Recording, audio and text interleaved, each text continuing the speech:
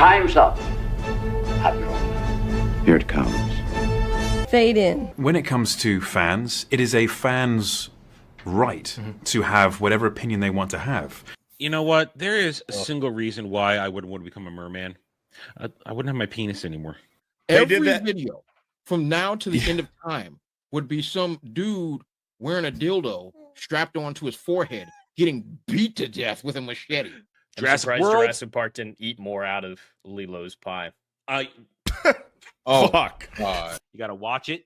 You got to hit the like button. We've got to get it up for him, guys. Come on. Everyone who's watching this video needs to that. go over Don't say it like that. And share the video. We got to keep going.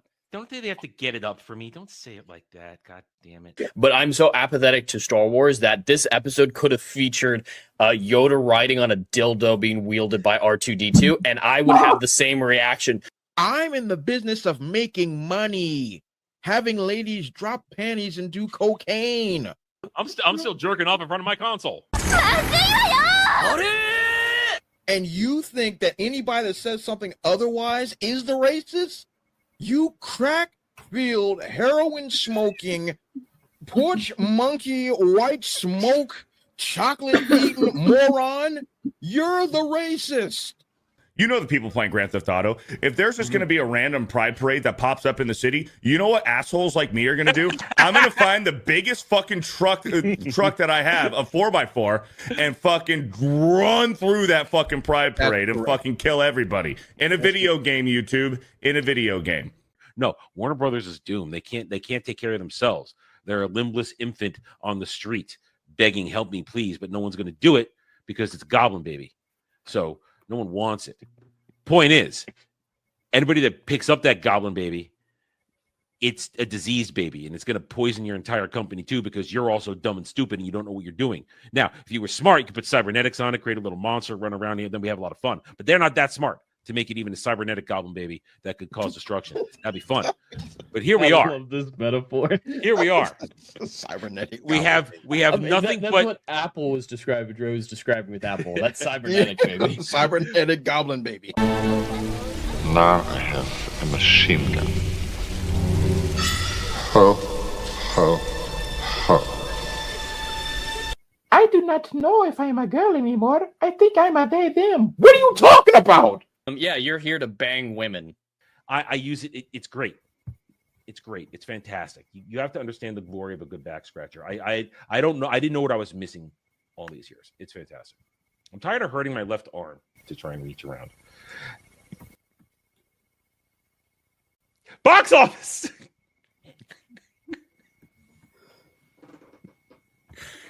You're doing it to yourself. I am not responsible for the degeneracy of this stream.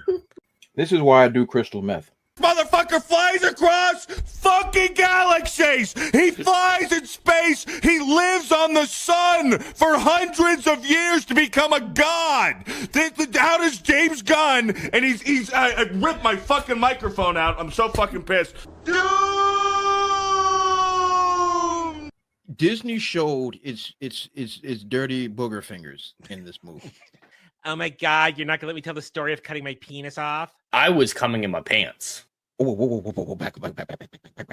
So, the white girl that's not a black girl with blonde hair is playing a character that saves Siri from SA and then demands compensation by eating bugs.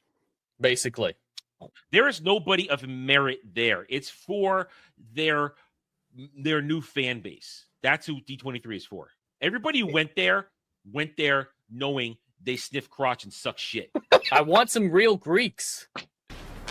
Don't try to razzle dazzle me. I'd work with Haley Atwell every day. But with two hands even. Before you go, one question. Yes? Where in the galaxy is Sanusi? Show us your tits and I'll tell you. Yeah, I want to see movies! And these tool bags wouldn't know quality if it walked up and motorboated them. Because, you're going to motorboat quality. Wait, what? Quality boobs. You want to motorboat quality boobs. There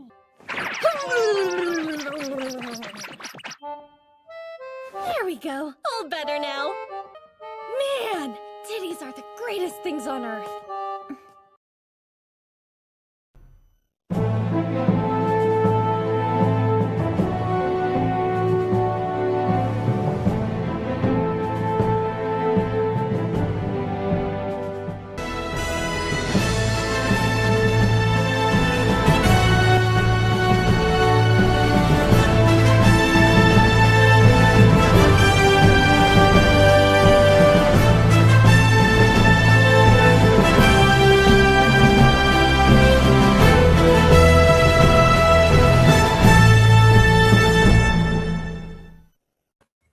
I still wonder if I'm ever going to have shame for the things we say.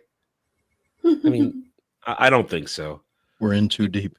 Yeah, we're definitely in too deep. Hail and howdy, everybody. Welcome to the round table where it's Christmas time, the most wonderful time of the year, where we are going to now have one more jolly, in some cases maybe grinchy, episode before we take a break for a week. Because I'm a nice guy like that. I give people a holiday off. Ain't I grand? Ain't I grand? Anyway, hope everybody's doing all right. Hail and howdy. And of course, I am joined by some fine people, except for this ginger who basically finds a way to, I think, secretly make me say the most dumb things in the world. I think he's using ginger mind tricks on me. It takes no magic whatsoever to make you say some retarded shit. And I think the only reason you're giving us Christmas off is to get past those Scrooge allegations that are always around you. I'm not a curmudgeon. I'm not a curmudgeon. We looked at the definition of a curmudgeon. I like things. Just because I react strongly doesn't make me a curmudgeon. Anyway, how are you? Oh, I'm doing great. I'm in the Christmas spirit. I got to watch one of the best Christmas movies last night, Die Hard, and it got me in the mood for the season. So I'm ready to talk about all the many happy and wondrous things that we always talk about the show. It's always positive, chat. It's always positive. Oh, we're not going to be positive at all today, are we, Trey? We might be actually because the whole Avatar thing might be going pear-shaped. It might be. Yeah, I know we got a lot to talk about that ain't that great, but a couple good things that did happen. First of all, howdy everybody. Howdy Chad. Howdy everybody on the panel. Jake Paul got knocked out on Friday. Yeah, and Andrew Tate. And Andrew Tate. Oh, I didn't know about that one. Oh, yeah. Fuck yeah. All glory be to Black Jesus on that. And of course, on Saturday night, the Eagles have punched their ticket into the playoffs. Oh. I'm a very, very happy panda. Did you get naked? We're going to the playoffs. Oh, there was nudity. Okay. Oh, without question. I gotta be consistent. Absolutely. Oh yeah, absolutely. So I'm in good mood today. Good mood. So we gotta talk about a couple of nonsense, but I'm coming here with good energy today. Good energy, despite the challenges of the day. I literally just walked in, I had to rake my yard because one of my neighbors took his blower and blew all his leaves to my side of. They're probably all wet too. Oh yeah.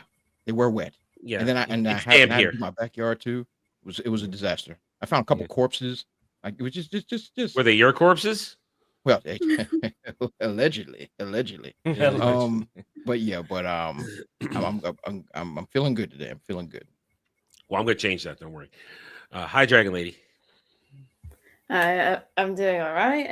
Yeah, happy that it's nearly Christmas. I've done all my Christmas shopping, so I can relax the next couple of days. Not have to worry about wrapping up anyone's presents. So close to Christmas, like I normally would for a change. So I'm happy, really.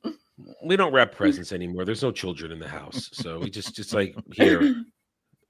She's a traditionalist, Adam. Show some respect. Listen, if there were kids, yeah, we wrap them up, but. Right now, at least get reusable bags, put a little paper at the top to hide it. You got to at least obscure it a little bit. There's no hiding. Everybody knows what they got.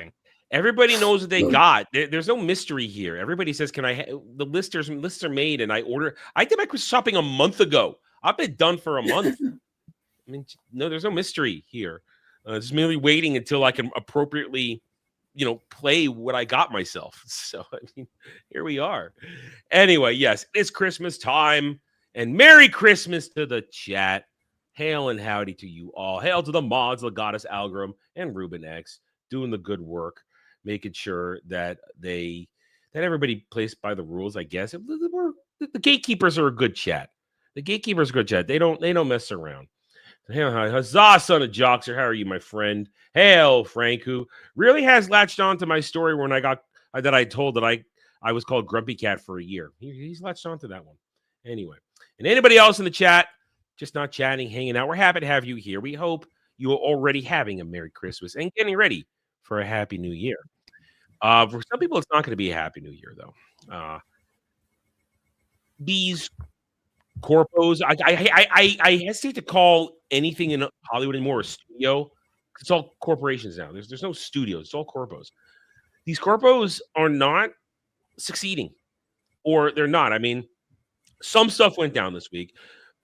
We are not going to talk about the Avengers Doomsday crap because it's crap. I'm going to be honest with you. It's not worth talking more than about mentioning it. Trailers, we talked about it last week. What were the trailers meant to do? And it feels like the trailers failed on everything. We could just say that when we get into the Avatar discussion. The trailers failed to do anything. Nobody is going to see They're them. not even fucking trailers. They're 10-second clips of teasers. They're nothing. They just want to be like, Steve Rogers is back, not as Captain America. That doesn't deserve a whole trailer. That's used to be something you do in like a Twitter post. Yeah. These are just Twitter posts. Blown out of proportion. It's exactly what we said it was last week. Desperation. And the desperation blew up in their faces. The internet reacted poorly. Social media reacted poorly to these. The in-theater footage of people reacting to the Doomsday footage is great because most of the time it's dead silence. And then occasionally it's people throwing popcorn. And before we get going, we've got a $99.99 super chat from good sir Algrim the Strong. Hell yeah. Highest heralding, oh thou most cantankerous Christmas crusader. I'm a nice guy. The jig is up, Adam. It's been too many years. I'm not cantankerous. I'm just strong opinionated. But thank you, my good friend, and a Merry Christmas to you too. All right, that's how we start off right there, man. Woo! You start strong there. And okay, Algrim, where do you want that? Do you want that in the Be Merry tier or the Be a Grinch tier? Because we got a few days left on this where I have to be married to people, be a Grinch. Right now, I got to be married to my bestest friend ever, Dermy, and to the true patriot, Dom. And I have to be a Grinch to the ginger that I think is poisoning my soul secretly. Kratos, who wants my channel destroyed, and Weasel, who wants us all to join his furry orgy. So, I mean, Algrim, you could tell him to be nice to me. You could Algrim, just in the chat say be nice to right Jet. now. You could reverse it right now. I could beat you with if you put it in the Merry tier, that would put it at essentially 355, and you could choose to reverse it, or you can, and it's just you, so you could choose by yourself. You could choose by yourself because that you basically put the full crate right there. So I can either be married to somebody or you're Grinch. It's going to be your choice. You can reverse it. I could be married to somebody being a Grinch to, or I could be a Grinch to somebody being married to. It's up to you, good sir. It is up to you. Be a Grinch to Dre. You could. Man, it's gonna make the show difficult. I can't be mean to everybody. No. Racial slurs, Adam. No, you have to choose. just she doesn't get to choose. It's you. It's your honor. It's your honor. It is your honor. I'll let you think about it. Dragon Lady, what would you choose? Now I'm curious. What would you choose? What would you choose? I'm really sure on that one. Sorry. Yeah, you see, that's what you get. Argument. That's what you get. No, you're not going to push one off. Now, can this Be Merry or Be a Grinch tier apply to a franchise or a movie? No, it's got to be a person. It's got to be a person that I interact with on a regular basis through social media or streaming. Then it makes it difficult. I mean, you were there on Friday. You know what I went through. Swallowing the rage. Did you see that, Dre? Swallowing what now? The rage. He was swallowing some stuff. So yeah, on Ballbusters. On Ballbusters, it was Dermy karaoke, and people paid for Dermy to sing Christmas carols, replacing Santa's name with Adam's name, and they were both on screen on their own. So it was just Adam, just Dermy, as Dermy serenaded him with Christmas love songs. And it has been reversed. Adam, baby. All right, now, he has been reversed. He is once again the ginger to my Jew. He is once Thank again. you, Algrim. It's weird. Everyone just acts like we're boyfriends. That actually is something that's said a lot. So it'll at least be on form again. Yeah. Okay. So I now get to be nice to my co-host in crime, Jed. Okay. So things are kind of back to normal, but because we still got streams to do tomorrow and a couple more days worth before. By Friday, I can go back to normal. That's the thing. We got tonight, Monday, Tuesday, and Wednesday before this grift is over. So there you go. Thank you, Algrim. Good sir. You make this a Merry, Merry Christmas. All right. So, as I said, we've got stuff to go over. And as we were saying, and we'll get back to it when we talk about the Avatar stuff, because we're going to jump right in there. We're going to jump right in. Box office. We do the roundup just to check and see where we left off, just to remind ourselves that Wicked for Good is a failure. It's essentially a failure. For certain. We are now in week 5, I think. Yes, week 5. Week 5. Look at that. Only made $4 million. This thing is toast. This is a movie that we're happy to be wrong about, because I think we all said it was going to get roughly what the first one did, so around 700 million. That kind of made sense. Well short of that. That thinking made sense. That was logical thought process. If the first one didn't do that money, why not second one? Well, this one has been the international didn't give a shit is what it was. That's a respectable domestic. The world didn't give a shit. This made enough to buy a couple of Hot Pockets and a coffee, essentially. That's what it did. It did not really make a profit. It is in profit, but not really. Yeah. Not really. And they should question about making more movies in this IP now. About making more butchered Wizard of Oz lore fan fiction movies. They should really question that, because they would think, oh, we're making more. Yeah, maybe rethink that. There it is. Zootopia continues to make money. It made another. It slowed down, though. Slowed down, but it did what it needed to do. Yeah, it did what it needed to do after week 1. Yeah. So it crossed a billion. It's very happy. And I don't see it on your list, but FNAF 2 crossed 200 million, which means it's got about 100 million in profit right now. Oh, nice. All right, which is a lot more profit than a lot of movies these days. It made more profit than Wicked for Good. That is correct. That is more profit than Wicked for Good. These movies are dirt cheap to make. Like this one might have been $40 million budget. They more than justified the third one that they were setting up. Absolutely. Yeah. There you go. Make these. I mean, if that's $100 million of profit, you make that. It once again proves what we've been talking about. Relearn the lessons of the 80s and the 90s and the early 2000s. Make these mid-tier movies for low budget. You may not get big numbers, but if you may only make it for $20 million and you make $200 million, wow, you're in the black. Absolutely. And can black use that money to parlay. Yeah. Always bet on black, bro. Always bet on black. Thank you, Wesley. So, and so there it is. And now we come to today's real topic, why we're in box office. Oh, this was just making sure we dot our I's and cross our T's. Avatar 3, Avatar Fire and Ash, the franchise that embarrassed all of us on this panel 2 years ago. Here we are. This is not good for a domestic start. That's a strong international start, 257. This is strong for a normal movie, and this is far from being a normal movie. But even just for recent comparisons, this is below Zootopia's opening weekend by a large margin. The domestic is below Fantastic Four's. The opening day, Thursday previews, were about 5 million below what Fantastic Four did. If you're doing Fantastic Four numbers domestically, you're not at a great starting point, because that movie barely made 500 million in the end. And for a normal movie, this would be good. This is the phenomena. This is the Avatar phenomena, which for over a decade now we have failed to fully explain outside of normies just like it. How does it compare to the first and second films? I'd have to bring those up. I didn't think to do that. So it's opening weekend wise, it is $100 million below Way of Water's opening weekend. and about 70 million above the first Avatar's opening weekend. But then you have to account for it not being a known Inflation. IP and inflation, of course. But yeah, it's 100 million below Way of Water, which just came out a couple years ago. So it's still going to make a lot of gross. Let's reiterate, or at least add to what we said last week. None of us are counting this movie out yet. We are not that foolish. And this movie is it's a slow burn, because let's be honest, is anybody rushing to see this movie?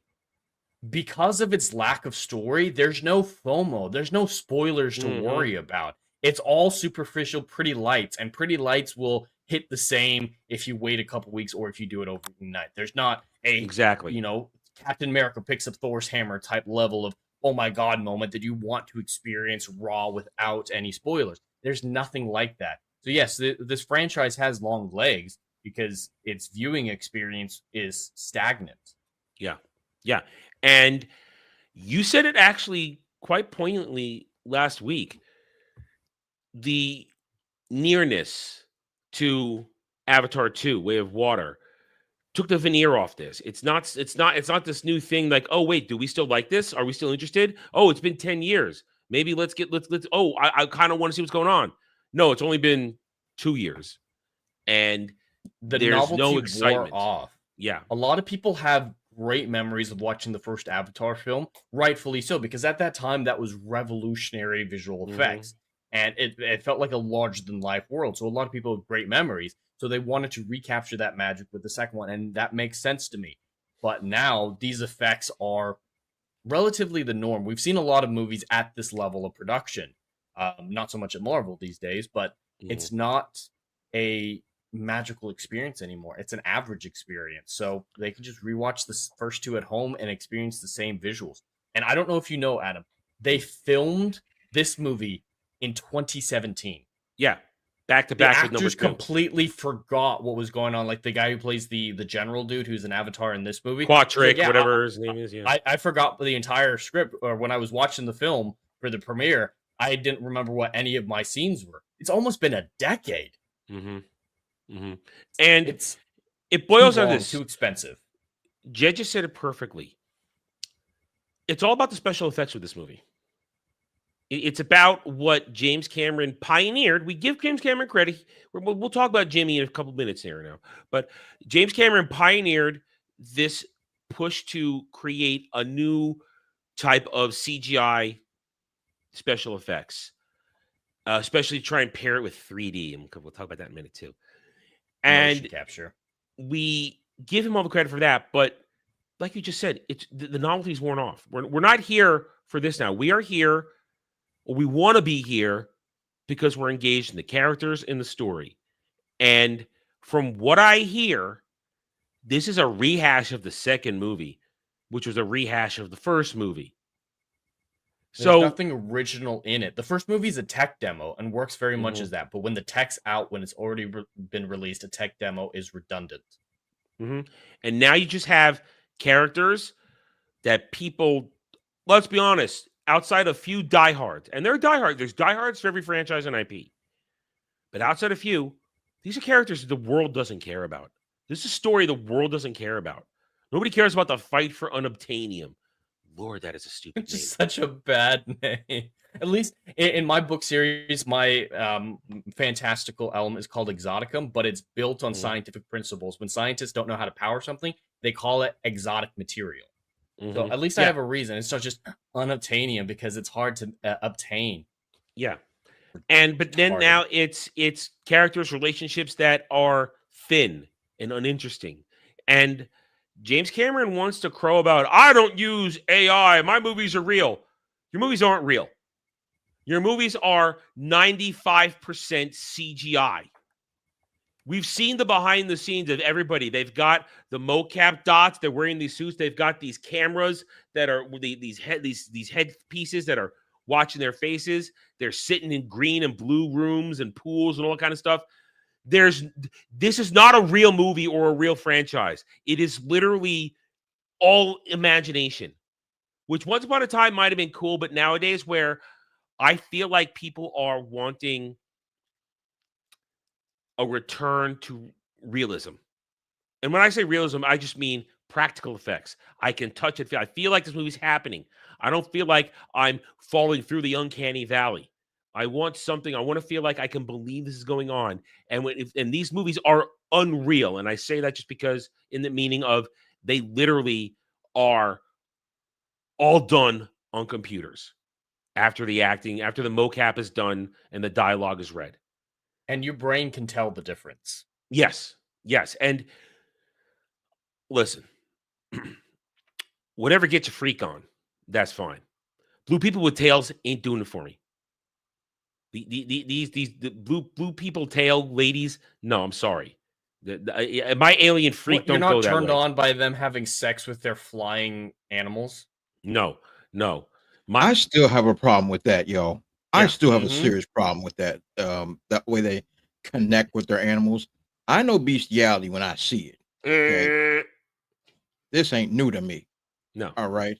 That's some filth that No. that these blue demon animal baby chunky monkeys are doing. That's on is disgusting. It's on disgusting. It's wrong. I mean, put a Twi'lek in front of me, put a Klingon in front of me, put a Vulcan and a Romulan. I'm down. Because they're humanoid.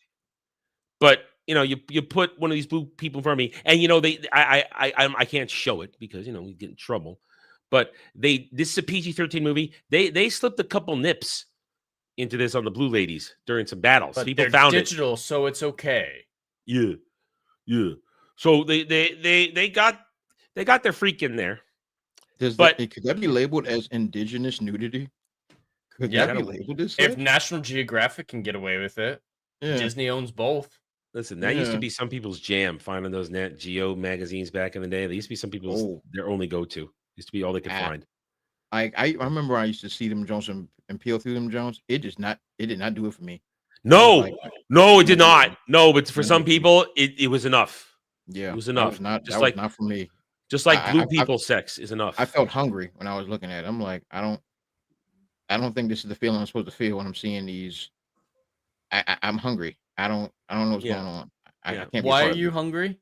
I don't know. When I was peeling through them Jones, you'll see like some very large African woman with titties down to her ankles, and it's like, I'm like, this ain't for me, man. Like, can I get some chicken wings? I don't know. Maybe I looked at her and I thought like Aunt Jemima or something. I don't know. I got no idea. But it just Dave Chappelle, the milk's gone bad. Yeah, milk has gone bad. And I'm Milk's just sitting gone there. bad. I remember during that time, like, oh my God, did you get Nat Geo November edition? Like, no. I No, didn't. sir. No, sir. I'm like, well, on page 73, there's some Icelandic Asian skanks. I'm like, no, they're not. They're not. Dude. Just get Playboy like a man. Yeah, I'm like, it's like me. So, like, come on, man. Like, Anyway, yeah, so I agree. I agree with you. Back to this. So here we are, and now begins the discussion. Okay, we've already said it, but now let's have the serious thing. What do you feel like the second week holds going to be? Because here we are, 88 million. I think it's going to go up in this second week. Christmas holiday begins tomorrow. People are off of work. Families are gathering. People are traveling. I think this thing rallies. I honestly do. I'm going to be logical with this and how this movie works. Now, am I going to revise what I thought the number was going to be from our prediction for Endgame? Yes, I am. I do not think the domestic's going to hold up its end of the overall gross that we predicted. I'm going to revise my gross. I think I said 2.122, 2.125 last time. I'm actually going to lower this to 1.819. I'm going to lower this to 1.819 because I think the domestic novelty has completely worn off. I think the world's going to show up. I think the world's going to put down about $1 billion on its own, rest of the world. But I think America only comes up with about maybe 500 to 600 million. That's what I feel right now. That's what I feel. Makes over $1 billion. And so do you guys want to revise your predictions at all after this opening? Yes. So It cannot be understated how much of an anomaly this franchise is. Normal laws, normal rules, normal predictions just don't apply with this one. We have to account for it has longer legs than most movies in the box office. And I agree that there will be a better second week than we normally see, but the week drop-offs, we only see the exact numbers for that domestically. And I think domestically, they fired their wad on this one. So I think it's going to be a good hold, but I think it will go down. I think we're looking at a 45% drop for next week, which is still damn good these days. Yeah. But overseas, if we could get that percentage, I imagine that would be much, much better. I still don't think it's going to go up, though, for Christmas. I think it's going to hold exceptionally well, but still decrease. And I'm pretty close to you. Before, I thought it would hit $2 billion. I don't think there's any way that it's getting there at this point. Yeah. So I need to revise mine as well. This movie's still going to make a godless amount of gross. Just because we're saying this is a bad start for this type of movie doesn't mean we're stupid enough to say it's not going to cross $1 billion. Yeah. That's just ridiculous at this point. So I think it's got 1.5 in the bag. So I'm going to say 1.75 is where I think it's going to teeter out, plus or minus a little bit. So pretty much in the same range as you. But the most important thing in this discussion, James Cameron said this had to be the 5th highest grossing film of all time to break even, which puts it around the 2 billion break even mark. That is his admission. Usually filmmakers, studios and whatnot, they lower the bar for the break even point, like we saw with Superman, constantly lowering that bar to say totally we made profit, and our predictions show the inverse. But in this case, the budget reported is $400 million. I wouldn't put that break-even point at $2 billion. He's the one who raised the ceiling all the way to $2 billion. So I tend to take it as accurate because he raised the ceiling on it. I don't think it's going to get $2 billion. I don't think it's going to break even. And I don't think they're going to greenlight the third one. The fourth one. Or the fourth one, excuse me. Yes. Yeah. Dre, you want to revise your numbers before we tackle it? Judges said. Yeah, absolutely. I have no choice but to revise my numbers. This joint is not hitting 2 billion. I'm in your range. I'm going actually going a little bit lower. I'm thinking about 1.6. I'm thinking about 1.6 billion for this film. That we already saw the domestic decline in the last film because domestic did not carry this movie whatsoever 2 years ago, and now the decline is even more staggering. So I'm going to have to say, as usual, international is going to carry because for some odd reason they can't get enough of this franchise, and that's what's going to. The freaks. Yeah, the freaks. Oh, the freaky deaky. Oh, absolutely, 110%. And for some odd reason, they love this franchise, and that's going to carry. But domestically, this joint's going to fall off a freaking cliff next week. I do not think it's going to be a 45% drop off. I think this joint's going to plummet like freaking. What's that joint? Titanic. That's it. Like the Titanic. Another James Cameron movie. Another James Cameron movie. I believe this joint's going to sink like the Titanic. I do not see this joint getting a major bump because it's Christmas time. I don't see that happening. I'm predicting a 60 to 65% drop personally. Okay. I don't think domestic's going to do a daggone thing for this film. International, this joint's going to make gajillions of dollars. Yes, fat boy, that's right, gajillions of dollars. So I'm thinking 1.6, but it's going to be all international. If this domestic by the end of its run, because these joints always run longer than any film ever in history. James Cameron keeps his movies in theaters. It's what he does. So what I'm going to say, and I'm going to be very, very generous here, I'm going to say 400 million domestic and then 1.2 international. And I think that's where I'm going to put it at.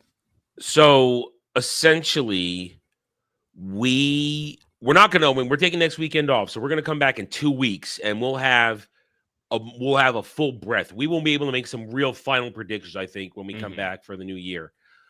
But like you just said, they need by James Cameron's own admission. He did it last time too. He let the cat out of the bag on the last one. This thing needs $2 billion to break even. I don't see it happen because I agree with what you both said. This domestic is far, far weaker now because for the simple fact that as we look at the reactions to this movie, nobody's really happy unless you're a diehard. Unless you're a diehard that can name every character and is doing shipping. There is shipping for this. Oh, the shipping is crazy. The shipping is crazy. And apparently in this film, one of the boys is like making out with the Sigourney Weaver one. Like Like the human boy, the spider boy is like she makes foolishness. She makes a move on him. Yeah. Like, what are we doing as a people? So there's interspecies doobie-doop going on. And so but those diehards are the only ones that are really, really happy. Everybody else is generally either meh or angry, I think, because they expected this massive thing, the fire. They built this shit up for 2 years. The fire tribe is coming. They're going to burn everything down. And in the end, they made it more about sex again. It's about now Quatric gets his evil girlfriend, and now there's interspecies doop-a-doop, and everybody else is angry about their families dying, and it's targeting furries now. Yes. It's close. Yeah, I mean, I do think we need to acknowledge there are legitimate people who enjoyed this franchise, look forward to it, not just normies who like Pretty Lights or creepy diehard stands. Of course. Like there are even people in our sphere, like Fear the Beardo, Drunk 3PO, and X-Wing all love this series. They rewatch the first two movies several times a year. They love the game. If Beardo was here, I'd put him into the Inquisition right now. If he was here right now, I'd put him into the Inquisition. Yeah, it is a little disappointing he wasn't able to make it, because he would be able to offer a fan's perspective. A counter and point to what a counter to here. ours. Yeah, he likes that it's a rehash of Fern Gully and Dances with Wolves and all of that. And so it would be interesting to see his perspective. Yeah. I'm sure he'd predict that it would get over $2 billion even at this point. But and that's fair. I mean, like we said, there are people who like this. Then there are the really weirdo hardcore ones. But in general, the mystique is gone, and that's why we all kind of feel like we feel safe in revising our numbers down. I mean, last time we're going, it's not going to make a $2 billion or 1.5, and then it blew past it. But there's no momentum. Do we feel like there's momentum for this right now at all? not like last time. Way of Water felt like a cultural event. I could feel it in the air. You couldn't go on Twitter without seeing everybody and their mamas excited for it. This, it felt like the release snuck up on a bunch of people. They're like, oh, right, that's coming out this week. Maybe I should go see it. It doesn't have the drive, the import. And I haven't seen the marketing campaign anywhere near on the same degree. Like it's been all on social media. It's been on social media. There's been no merch push. There's been no remember the first two movies push. It's just kind of, I feel like Disney, and we can now say Disney because now this is now a full-on Disney thing. They've owned it long enough that they're the ones responsible for the marketing. It feels like Disney decided to think it would carry on the wake of the previous one enough that they didn't need to market it hard. They could save money on that it. There was baked-in desire, baked-in need, and push and an unspoken burning passion to go see this. And there really isn't. $88 million. That's not great. I mean, the shill websites, the shill media, they are praising this $88 million. This is because they have to. Yeah. Once you've attached a personality to a show or a franchise, which they do nearly every time, you have to rewrite reality to justify you doing that. That means warping everything to be a positive. 88 million is not good. Yes, it's domestic and the international is going to carry. Every time we have flashy visuals on top of no story, it does better internationally. Yeah. Fast and Furious is the best example of it. And Marvel, even for a long time, was carried by that. But yeah, these people, they're always going to sell whatever reality is as positive to justify them becoming sexually entwined with a franchise as their identity. Yeah. And $88 million is derided. This is not strong. For any other thing, and we've been critical of all these releases. Sub 100 million for such a, and we can call this a franchise now. It's a franchise. 3 movies is a franchise. Games, 3 movies, theme video parks, games, theme park. Yeah, it's a franchise. Comics. This has. It may not be what we call a lasting imprint, but it does exist in pop culture. And people are going to remember it, not in detail. Not in detail, yeah. They're going to remember their reactions to seeing the first one. And here we are, the third one, only an 88 million domestic, and you point the finger and go, you failed. This is a failure of an opening weekend. It is.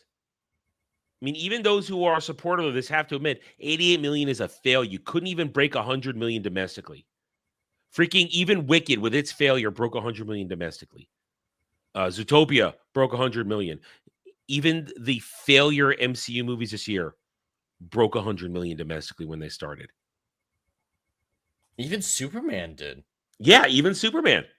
Even Superman, for all the shit we give it, Which it had a called good start. Weak domestic. We Yeah. were talking about Superman's weak domestic. Yeah, so if we've called every other thing that broke 100 million with their supposed fan desire, with the fabricated fan desire, with the audience that wasn't there, 88 million. This is a failure of a opening weekend domestically. And those movies had on average a $250 million budget. Yeah. I mean, you brought up a good point there. The budget for the marketing for Fire and Ash was significantly below what we saw for Superman. Superman was Barbie level marketing in terms of how hard they pushed it. The MC movies get their marketing in. Fantastic Four had marketing all over the place. Marketing for, I mean, even though, I mean, let's be honest, just marketing doesn't affect us the way it does on more people. We are unaffected. I don't, something shoved in my face is not going to make me go see it over and over again, because maybe because we're tapped in, maybe because we are constantly reviewing this stuff, keeping tabs on it. Marketing campaigns have an effect on us, but to the normie who F's around and does their normie shit and doesn't pay attention, marketing makes a difference. It gets their attention because normies have attention spans of this much. They have to in order to get through their normie life. They have to stay focused on the normie stuff that makes the world go around. So when the marketing campaign is big and it gets their attention, then they remember. When you don't have a strong marketing campaign, the normies will forget about you because they have to pay attention to normie life, which, as I just said, makes the world go round. Which is why our services are reliable, because we do the work for them. They come in, they listen to what we have to say, and they make a decision after that. But here we are. This movie, this franchise is supposed to be the normie nip, the franchise that tells people, yes, it's easy access. You don't have to remember what happened last time. We're going to tell you the same movie again. Come on in, be wowed, and go watch 3D that James Cameron said is about... Oh, this is the wrong one. Sorry, wrong one. James Cameron said he did this research. Oh, no, this is the 3D one. Sorry, this is the 3D one. Yeah. Brain Cameron. I thought it was the pregnancy one. Sorry. Brain Cameron? Yeah. Shut up. Cameron said he did neuroscience to minimize the risk of headaches while watching this in 3D. Shut up. Just shut up, James Cameron. Nobody wants to see this in 3D. So only a very small population want to see this in 3D. I don't care about 3D. It doesn't affect me at all. Like it's a giant nothing burger. You see these right here. This is a pain in the ass for somebody who wears glasses to go to see 3D. I do not like putting a second pair of glasses over my glasses. It isn't comfortable. And I don't do contacts. I don't like shoving things in my eye. I wear my glasses. Yeah, I do agree with you. We all wear glasses here. I don't. I haven't worn glasses in years. Well, when 3D was a thing, I kept removing them because it was just rubbing against my skin. Not because they were tight or anything. It was just irritating. So I had to remove them every now and again. Yeah, they're irritating for people with glasses, and people who don't normally wear glasses aren't used to them. So it's just a pain in the ass to do. And at least back in the day when 3D was those different pushes for 3Ds over the decades, it was at least a little entertaining. Like the third Spy Kids movie. I don't know if you guys have ever seen that. I remember. But that movie was designed for 3D, so they kept doing random shit to capitalize off of it, like Sylvester Stallone pushing a button that was the camera. Like, it was at least funny. I could laugh at shit like this. I don't see the point of seeing this film in 3D. D-Box, I think, should be way more popular than 3D, because that's where the seat moves with you. That's kind of badass when you're watching something like Star Wars or a Marvel movie. It can get awesome in one of those, but 3D, it doesn't make that much of a difference for most people. It's a gimmick. And it's annoying. Yeah, it's a gimmick. It should never be anything more than a gimmick. It's a gimmick that had its time in the middle of last century, and it faded away because people weren't interested anymore. And it's a gimmick now because it's annoying and nobody wants it. There are very few people who actually want it. And if you say you want it, I don't believe you. I believe you're trying to be a good little stan. No, I want it, Adam. I want 3D in my children's movies. When I want to see goofy stuff flying around. That's fair. That's fair. like slime or something weird and Yeah. funny and 3D object floating around. Now, remember the OG 3D glasses? Red and Adam, blue. red and Yeah. blue, Red and and blue. Yeah, sit I there. remember As those. kids, those things are cool. Exactly. As a kid, it's like, look, we're wearing glasses. It's in for the theater. kids It's literally Yeah. It's for a kids. gimmick that's great for kids. because Yes. their perception of reality is different than an adult's. 100%. But me, old man, don't want to put on another pair of glasses Thank to you. watch a movie. Yeah. I have to wear these in the cinema because I have a strain and freaking in my eye. So looking at a screen that long and a screen that big hurts my left eye really, really badly. So I Yeah, have to but- wear glasses in the theater. James Cameron said it's not eye strain. He's telling you your James experience. It's not Cameron- eye strain. It's brain strain. Your brain's wrong. Well, yeah. So I guess when my eye is throbbing, I guess that's just my brain telling me that it hurts.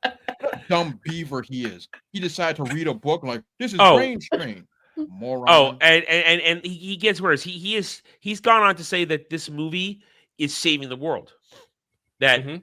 it's about protecting the world and climate and all that kind of stuff, and he's challenging anybody that says otherwise. Yeah, so it's about climate change. He even mentioned that it has similarities with the war presentation to Gaza and Ukraine. He's making it political commentary where it doesn't I have a need to question. be. I have a question. Why is it that every film is like, oh, this is about saving America and the nature and the forest? But literally to create this film, there was private jets used, I'm certain of it, to travel throughout the ozone layer. So you're putting your little dirty penis stamp up there.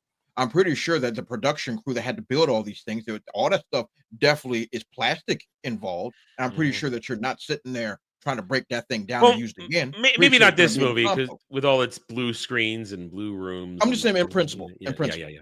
In principle, all these films, they're like, oh, we're trying to save the earth. But literally, you making this film does more damage to the quote unquote ozone layer, whatever atmospheric thing, more damage than anybody else is doing, period.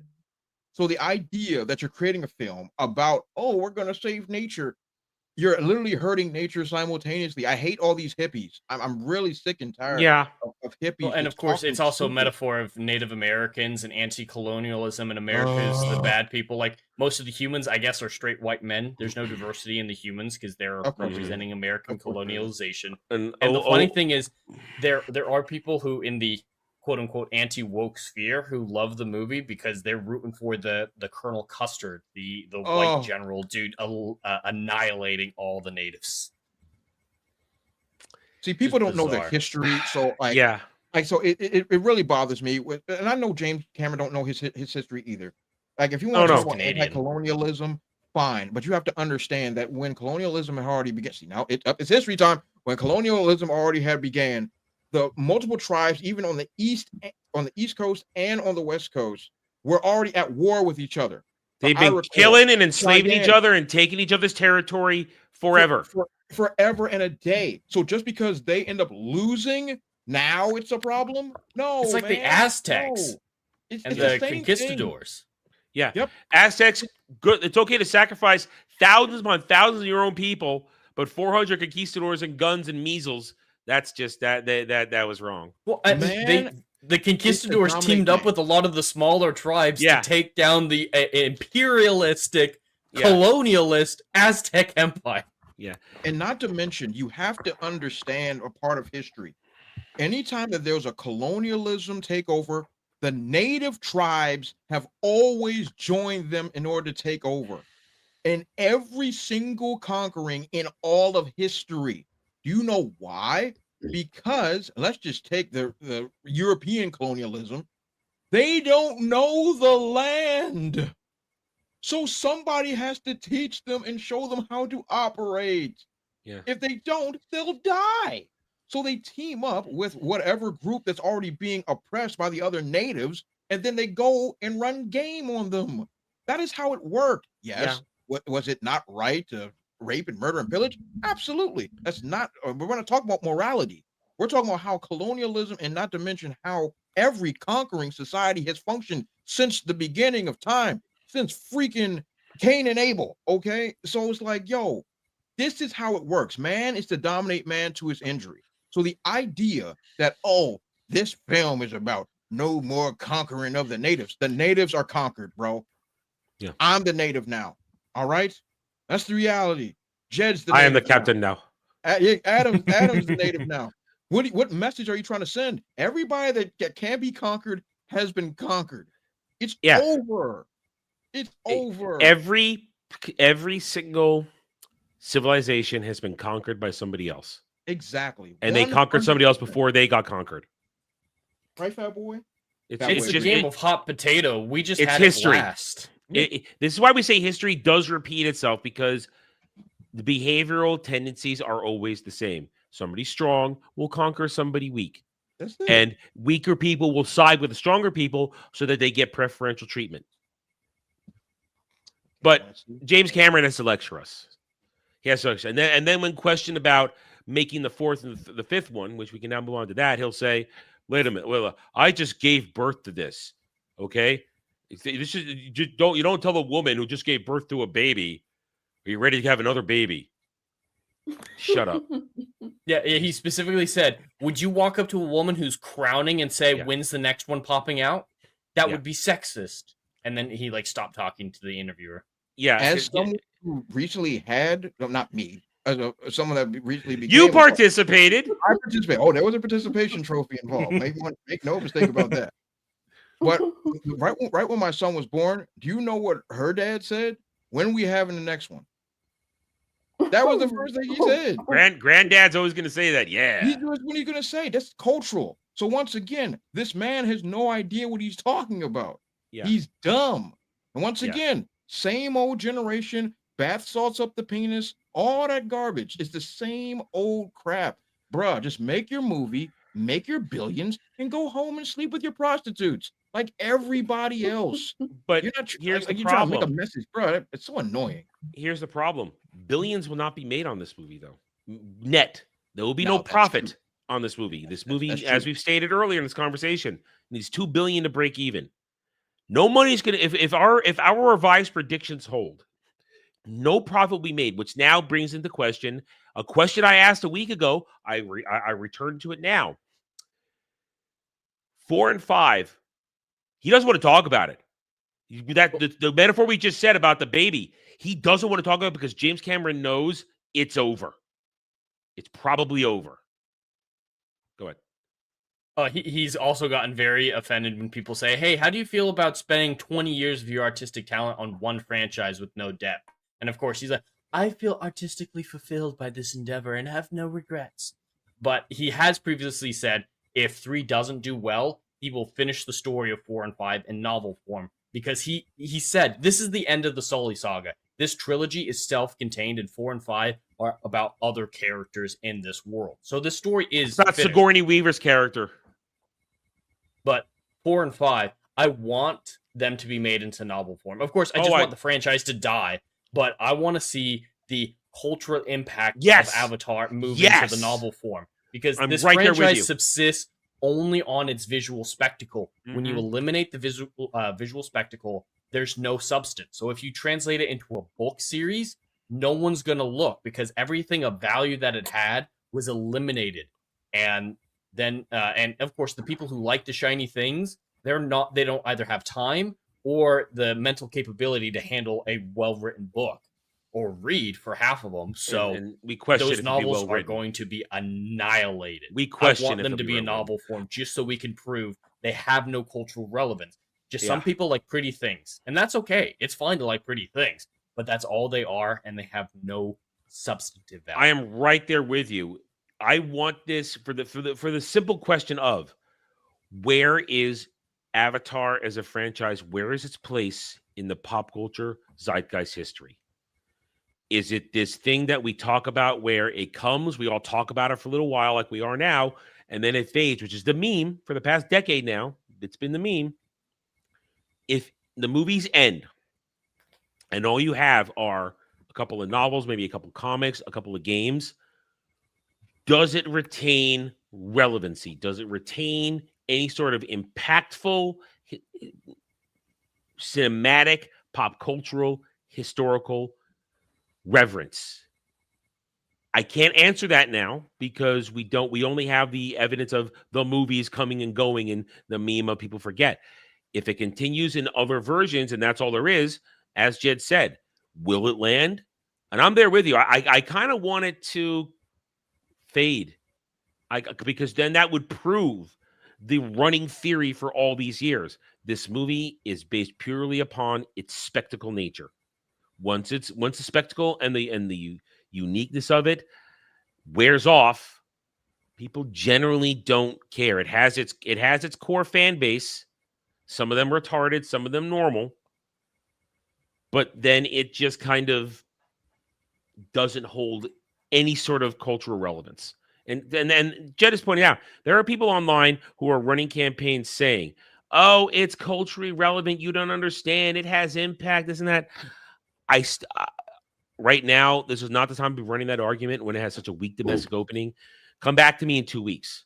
Let's see if the domestic recovers. Then I might listen to you and hear your argument. But right now, I think it's running towards the theory that we have posed that given time, given if it gets applied in a different type of media, Avatar as a franchise will not have a lasting impression on, let's just say, pop culture history. I don't feel like I've said anything that's untoward or illogical here. I don't. No, Daddy's talking. No, I think that you're on point, because when do we talk about this joint? When it comes out. When a movie is coming out. That's it.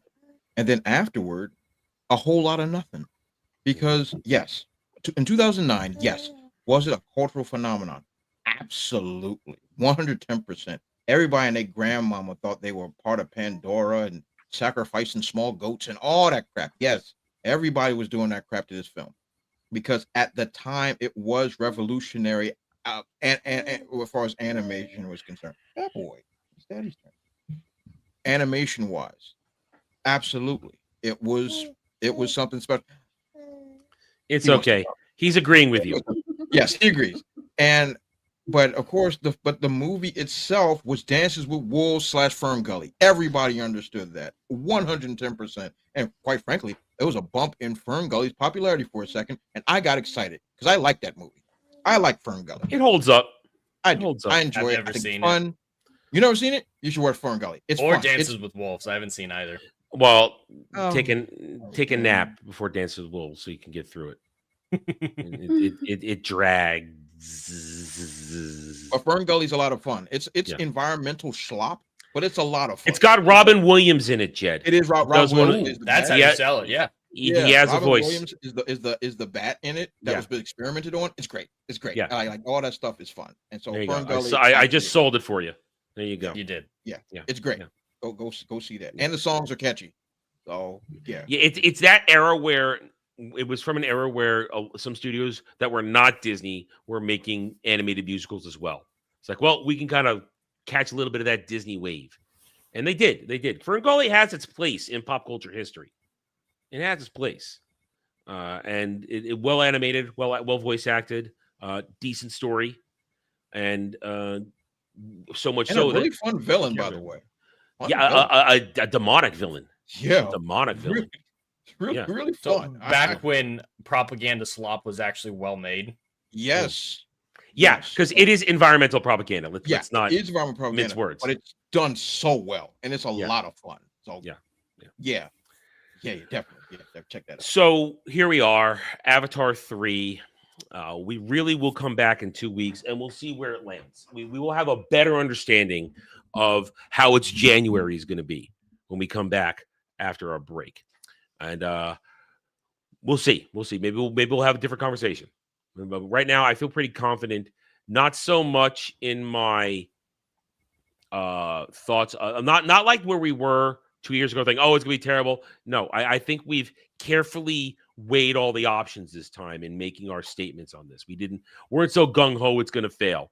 Where then we had to look like idiots for. We're being reasonable. Yeah. After several re-releases, Way of Water is at 2.4 billion right now. Mm-hmm. Saying that it's going to lose 500 million, which is only 20% at most, 15%. I'm not good. That's reasonable. Yeah. It's completely reasonable. And this isn't something along the lines of traditional trilogies where, well, let's be honest, like compared to certain trilogies, like if you look at some of the classic trilogies that are hold up, you look at the Indiana Jones trilogy, it's not a continuous story. They're all self-contained adventures, and people are just excited for the character of Indiana Jones. And when I say that, I mean the 3 Indiana Jones movies, because there are only 3.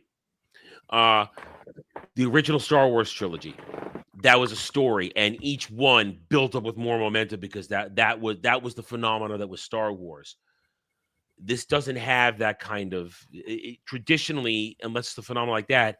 The longer something goes, the less money it makes. There is an attrition factor here, and we're seeing it. I think we are seeing it with Avatar this time around, and there is no way that I think it could possibly carry to a 4th and a 5th movie. I think people are now tired of Avatar. Its fans like it, but I think the population is now tired. We don't need another Avatar. And we don't need to hear James Cameron talk. I want James Cameron to do one thing. Help greenlight Alita 2. That's all I want from him right now. That's all I want. Alita 2 and then fuck off into the ocean to find the Titanic. He does it. Listen, James Cameron just produces it. Robert Rodriguez is the director and joins the writing of that. That's a Robert Rodriguez project. James Cameron is the producer. He just needs to help greenlight it, get the money from Disney, because now it's a Disney property, and just then say and go, Robert, you did what you need to do when you let Disney coerce you into making Book of Boba Fett. Now you can make Alita 2 and make a good movie. That's what people want. And every year we got the yearly response of, yes, Alita 2 is still being worked on, guys. Don't worry. So it's in his consciousness, and that's all I want from him. Just help make Alita 2 happen. And then, like Jed said, F off and go swim in the ocean. Go try and raise the Titanic again. All right, go do that. Go do that. Well, he's talking about making another Terminator movie instead. Yeah, I know. Yeah, no. Just leave. Stop desecrating that corpse. You have already done unspeakable, despicable things to not even the original orifices. The orifices that have appeared as it's decayed from every other failed movie and adaptation out there. Now you want to go in for another round? He's not. Well, Arnold's not going to be in this one. He's not going to be in it. They've already said that. So yeah, they've done some horrible things to him in the previous movies. They turn him into Dark Fate. Yeah, turning him into turning him into that. It's there. That Terminator franchise it ends at Terminator 2. Just put that in your head. It ends at Terminator 2. Just stop. Just stop. If you want to do something, you should have gone forward with the Sarah Connor Chronicles. That was a unique attempt to recontextualize the post-Terminator 2 story. But you bailed on that show. So there are just franchises that need to be retired, not because they're bad or anything like that, but they have self-contained stories that shouldn't be expounded upon in more lore. I think Alien's in that camp. It's just a self-contained horror film. It's not a universe. Yeah. Well, you know what is kind of a horror of a universe already? The DCU. We got an announcement yesterday, which I was all for. I was like, all right. Or maybe was it yesterday or was it Friday? I don't remember anymore. No, it was yesterday. It was yesterday. We got an announcement yesterday, and because of our Sunday privilege, we get to be the first to actively cover it. Dre, I'm sure you saw that James Gunn has chosen his Brainiac, even though he just said a week before, Brainiac's not in this movie. What are you guys talking about? Which reaffirms James Gunn is a liar. He will lie to your face while stepping on your foot and saying, I'm not stepping on your foot. Absolutely correct. And I think this was announced. I think it was yesterday. Yesterday. It was yesterday. The 21st. All these dates run together for me. Good Lord. Yeah. I believe it was yesterday when it was the announcement that Brainiac was found. And does anybody care? I mean, here's the thing. This guy, Lars Eidinger, I don't know how to pronounce his name. He's German.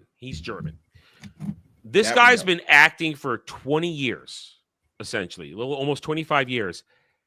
And he's done nothing on this side of the hemisphere of note. He may have some level of fame in Germany and Europe, but I've never heard of this guy. He obviously has been acting, but he's in the Dumbo remake. He was. Did I scroll by that and not see it? Yeah, I've never heard of any of these. It said right there. Right there. 2019. Okay. So he's just Hans Burgelbecker. Okay, So well he was in a flop. That was such a flop. But I've never heard of any of these movies. Oh, he was in Sense8. Okay, we've heard of Sense8, which also was a failure of a TV show. But these are not things that people have heard. Dora, I was going to say, is that a Dora the Explorer movie? And Sexual Neurosis? Okay, I was going to say that would Okay. be weird. Yeah, I was about to say the same thing. Like, is that Dirty Dora? All right, point is this. I don't necessarily have a problem with this guy because I don't know him. And there is something to be said about getting an essentially unknown, to be a large role in your movie. There's the expectations are low. Now, of course, the stands are going, oh, he's perfect. He's perfect. Lined up with Hornswoggle and Holt. Look at this. This is going to be great. You can't believe anything they say. Dude, James Gunn could pull out an autopsy brain from a college laboratory and they'd say it's perfect for Brainiac. Yeah. Here's what I'm happy about, though. Up until yesterday, there were two top runners right now. Rumors were Matt Smith or Dave Bautista. And I wouldn't find Bautista because I don't like Bautista anyway. But I was hoping Matt Smith didn't go anywhere near this. I want Matt Smith to have a good, happy, functioning career. Unfortunately, he's in a Star Wars movie coming up soon, so that's going to be a problem for me. But I like Matt Smith. I didn't want him anywhere near us, but now he's not going to be in it. It's this guy. Biggest question, though, is, does this move the needle? No. Of course not. Not at all. Of course not. Not one smidget. That's right, son. That's right. Not one smidget at all. Brainiac isn't well known among normies. So the idea of Brainiac being the villain, it's an exciting thing in a good movie, of course. In nerd culture, Brainiac's huge. Yeah. In nerd culture, Brainiac's huge. But people barely remember the name Zod in normie sphere. Lex Luthor is the one recognizable Superman villain for the normie out there. So it being Brainiac doesn't move things for normies, and this is an actor that normies don't know. So on a grand scale, this makes zero impact. And one thing is, I bet this guy's cheap. I bet he's cheap. He's not going to add to that budget. But in the end, this changes nothing. Man of Tomorrow, in my opinion, is still doomed. If your first movie, and we'll get to Supergirl in a second. If your first movie had such a middling reception, where it's literally split the audience, your sequel cannot possibly climb higher.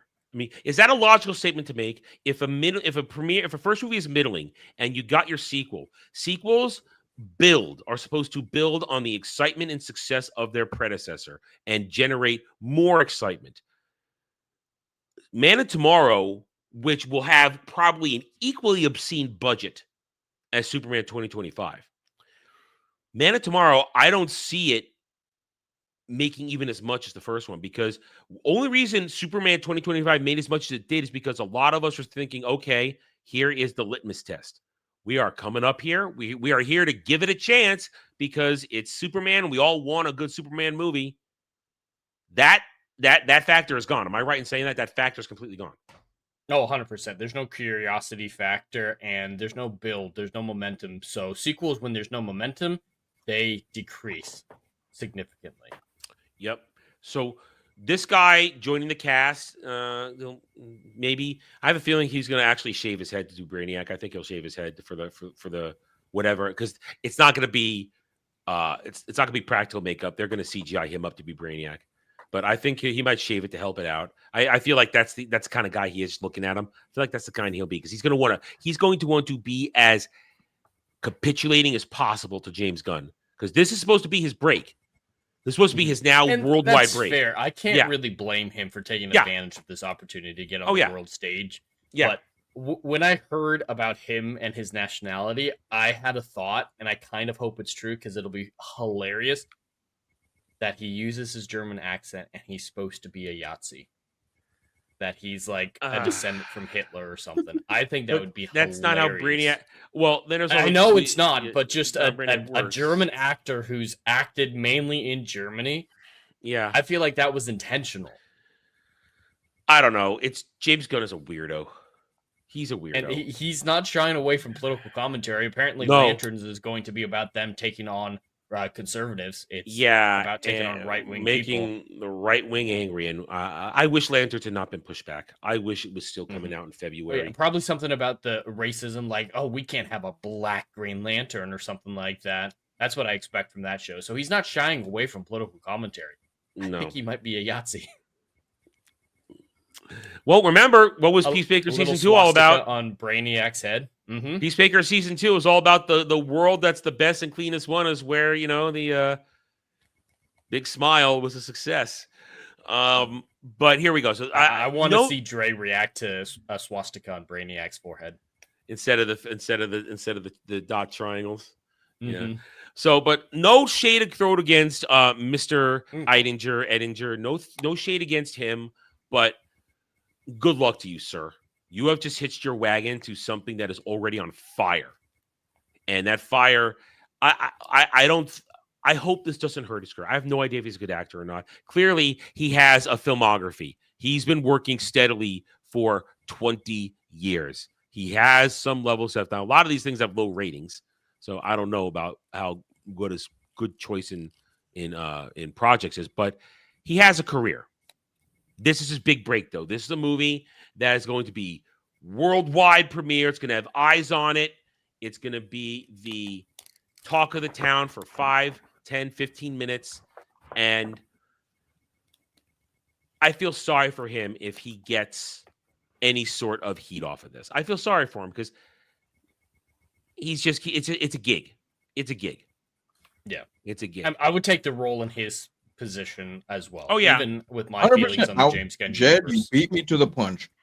I would like, if somebody came to me right now and said, hey, Dre, do you want to play Brainiac? Yes. Yes is the answer. I will take it. 100%. At least you know the character. Right his career, for sure. Yeah. It's a smart move, but it's unfortunate that he may end up being paired with another epic failure of a movie, which I still think it's going to be. Because I reiterate what I just said. If your first movie is essentially a flop, how is your second movie going to be any better if the excitement and curiosity of giving it a chance isn't there anymore? Because we know what we're getting with Corn, Swallet, and Holt. We know what we're getting. You either like them or you don't, and a lot of people didn't like it. So it's going to be that. But Brainiac is happening, and now it's just a question of the story, which James Gunn has already done his first draft of. How many more drafts will he do? Who knows? But the DCU he doesn't seem like a redrafter. At least not more than twice. He might go a second time around, but I don't think more than third. Me, I've done up to 8, 9 drafts of something in the long run when given the time. Well, that was a lot of years, but even the current version of something, it's gone through a draft 4 times already. This will be the 5th one or the 6th one or something like that. So, did you hear what we were talking about while you were away? No. Oh, I'm a little worried that they cast a German actor to make him a Yahtzee, like a descendant of Hitler or something. So I'm imagining a swastika on Brainiac's forehead instead of the triangles. Oh my sweet baby Christ! Please do it. Do it. Do it, Gunn. Do it. Do it for me. Do okay. It for me. I love it. But now we get back to the closer here and now. We are about 6 months away from Supergirl. Did you guys know there were Supergirl screenings this week? Did you guys know? I did hear about those. Yeah. Apparently didn't go so well. 2 hours, 5 minutes. Superman's didn't. Feedback was not that great, but it wasn't a bad film. Some scenes shined a lot more than others. Isn't that a great statement? Wow, some parts of the movie are better than others. You could say that about any movie. That's every movie ever, yeah. Yeah. Millie is praised for acting the role. I will believe that when I see it. Lobo has 2 fights. Dre, you said last week 10 minutes or less. That sounds like about 10 to 15 minutes of Lobo time in this movie. A little bit of talking and a couple of quick fights. Because fights don't last more than 2 to 4 minutes in a movie. They don't. So you might have hit the nose on that one. And the villain is underwhelming. So-and-so the Red, whatever his name is. Mr. doesn't look like anything from the crap comic with all the piercings on his face. So here we are. We are 6 months away from Supergirl. Very little time for reshoots, and James Gunn doesn't do reshoots. He doesn't. Oh, never. Reshoots. He's never ever done reshoots. No, he doesn't do reshoots. So very little time for reshoots if it's going to hold its June 26th, I believe. Yes, June 26th release date. I hope it gets pushed back and goes against Doomsday. That would be hilarious. It won't, under no circumstances. No, they can't afford. No, you know why they can't afford to do that? I mean, it was close before Doomsday got pushed back. Doomsday was May. Close. It was. This was originally May. They pushed it back a month already. It was. I swear, I remember it originally being a May movie. They've already pushed it back to June, and originally they were very close to each other. Now they're very separate, far apart. But this movie, as we've been commenting on it, it's a disaster waiting to happen. If this is what you get out of your screening, and this was reported by everybody, this made full rounds the other day. What day this was, I believe. Okay, it was 4 days ago. 2 hours. Listen, I can already tell you it's about a half an hour too long. If it's 2 hours, it's gonna be a half an hour too long. Feedback, great. It's great. It wasn't great, but not a bad film. Jed, does that inspire confidence at all? Not particularly. Especially with the Superman ones having a similar response. And we saw how that movie turned out. So yeah, expectations are pretty low. And I'm going to apply the same logic I applied to our previous discussion about Man of Tomorrow. This is essentially a spin-off of Superman 2025. If Superman 2025 did not garner the proper success that it needed to really get the DCU going, I don't see how this does, because it's not Superman, it's Supergirl, who is not a prime time player in superhero stories. I mean, love her or hate her, she's B. I mean, Dre, is that fair? Are you here, Dre? Is that fair? She's B at best. At best. At best. Yeah. She's so B at it's best. not going to move the needle. It's unfortunate. Yeah. And only Superman or Batman could move the needle on a franchise like this. Even Wonder Woman, who she is part of the Trinity, I don't think she could make a franchise. Like, if that was the next movie, and I don't think a Wonder Woman movie could make this franchise. Not right now. Not right now. Because I don't think there's interest. I just don't think there's interest. Yeah. It's too late. The problem is you start the franchise with either Superman or Batman. That's the reality. You start there and then you work your way. If you start with Batman first, fine, and go to Superman, then a Wonder Woman, or go Batman, or go Superman, Batman, Wonder Woman. Those two have to be first, and then Wonder Woman has to be third. Like and that's not about sexism or anything nonsense like that. It's about how the franchises work and how the triangle works. To go Superman, Supergirl, Superman is ridiculous on any freaking standard. It's Batman's going to be far out. Yeah, I mean, we're that for any time. And we're gonna get to that in a second. That we're gonna round out this conversation with that Batman stuff. Go ahead. After Wonder Woman, would it be pretty interchangeable for Flash and Green Lantern? Well, we got lanterns. We've got lanterns. Well, right. I'm saying if you're doing it correctly, like Dre saying, like Superman or Batman, then the other one, then Wonder Woman, then would it be either or Flash or Green Lantern? I mean, like once you establish the Trinity, you can go anywhere. You can go. It was a smart decision. It was a smart decision to put a Green Lantern as a TV show, because it's much easier to do a story for a Green Lantern like that. Yeah, he's considering how it works. Yeah, but the way they're going to do lanterns is going to fail miserably if the rumors are true, and it's going to be hyper political, and they're not going to be in any sort of superhero stuff because they're going to be stuck in the American Midwest and a passing of the torch. Yeah, and which is not how it works. But here we go. Supergirl, middling response to its early screenings, with 6 months to go. That's not a lot of time to do reshoots if they even go to that. I will say it again. This movie tops out at 350 to 450. It would have to struggle, I think, to break 500 million, because look at the responses to just about everything. Low domestic responses. It's going to have a big marketing campaign, but its budget is up there, north of 200. Marketing campaign is going to be 150 minimum, I think. that puts it close to Superman break-even numbers, and it's not going to get there. It's going to be a flop and a failure. But we're going to be told that Millie Alcock's the best. We're going to be told that she's a breakout star again, when I still question that, when she's been all of 1.5 things. I mean, she's been in stuff, but her biggest note is House of the Dragon, and she was, in the sense, barely in it, and not for even the crazy shit. Yeah, she was in for half a season. Yeah, and she garnered her simp iconography or whatever. I became a simp icon, put it like that, use correct words, Adam. Became a simp icon, but she hasn't proven anything. She is here because men want to fuck her. That is why she is here. 100%. And to be fair, though, she is the preferred actress for the role of Rhaenyra. She's much better than the older. Oh, yeah, She's very popular in that small role that she had. Yeah. But that's not enough to be a worldwide star or a breakout or anything like that. And just better than a non-binary crazy person. Exactly. And what we saw in the trailer did not blow me away. I heard middling modern day dialogue, and I don't think she has the range. But we're going to get pushback over this. And we're I don't not think done. she's going to be asked to do that much, honestly. Mm-hmm.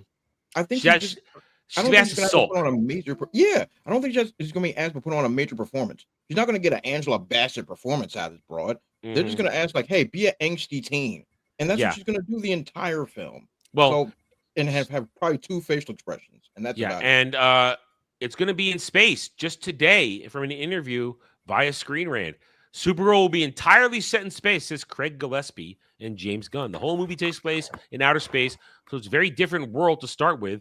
We had a completely blank slate. Yes, the whole movie is in outer space. The outer space is a big part of it because it's a space fantasy. Word salad. And it's not like DC has ever established anything that goes on in outer space. Completely blank slate, you know. Yeah, they've never established any other planets. It would make and here's the funny thing: takes place in outer space. Outer space. You just said it a second ago. Lanterns, Green Lanterns are space cops, and the entire show is going to take place on Earth. Wouldn't it be nice to have started your DCU space stories with the space cops? That would make too much sense. That would make too much sense. Yeah. Instead of the heroes who are essentially there to protect Earth, but Green Lantern's protecting the entire galaxy for sectors, and you can have team ups and other stuff. And wouldn't that have been interesting? But no, you're putting Supergirl as your first space story instead of Lanterns, who you're going to just dump in the Midwest. Ridiculous. And then this got no idea what he's doing, man. They don't. They have no idea. Every time anybody that's in the studio opens their mouth, it's just more embarrassment over and over and over again. This is going to be a space story. Everything is in space, you moron. We're in space right now. Dumb beavers. If it's a space adventure, that's fine, but don't quantify it as one. Especially when you as you all put, we have Green Lanterns coming, and Green Lantern isn't even in space. So what are we doing? So what are we doing? Just stop what are we doing? Doing things. You all are bad at what you do. Exactly. Just stop. And here's how bad, Dre. I have some. I have something to help you. Go to the bathroom again. Little X-lax. They're putting Captain Atom into Creature Commando season 2. Aren't they about to give this show away on free TV? I think so. I think I heard that.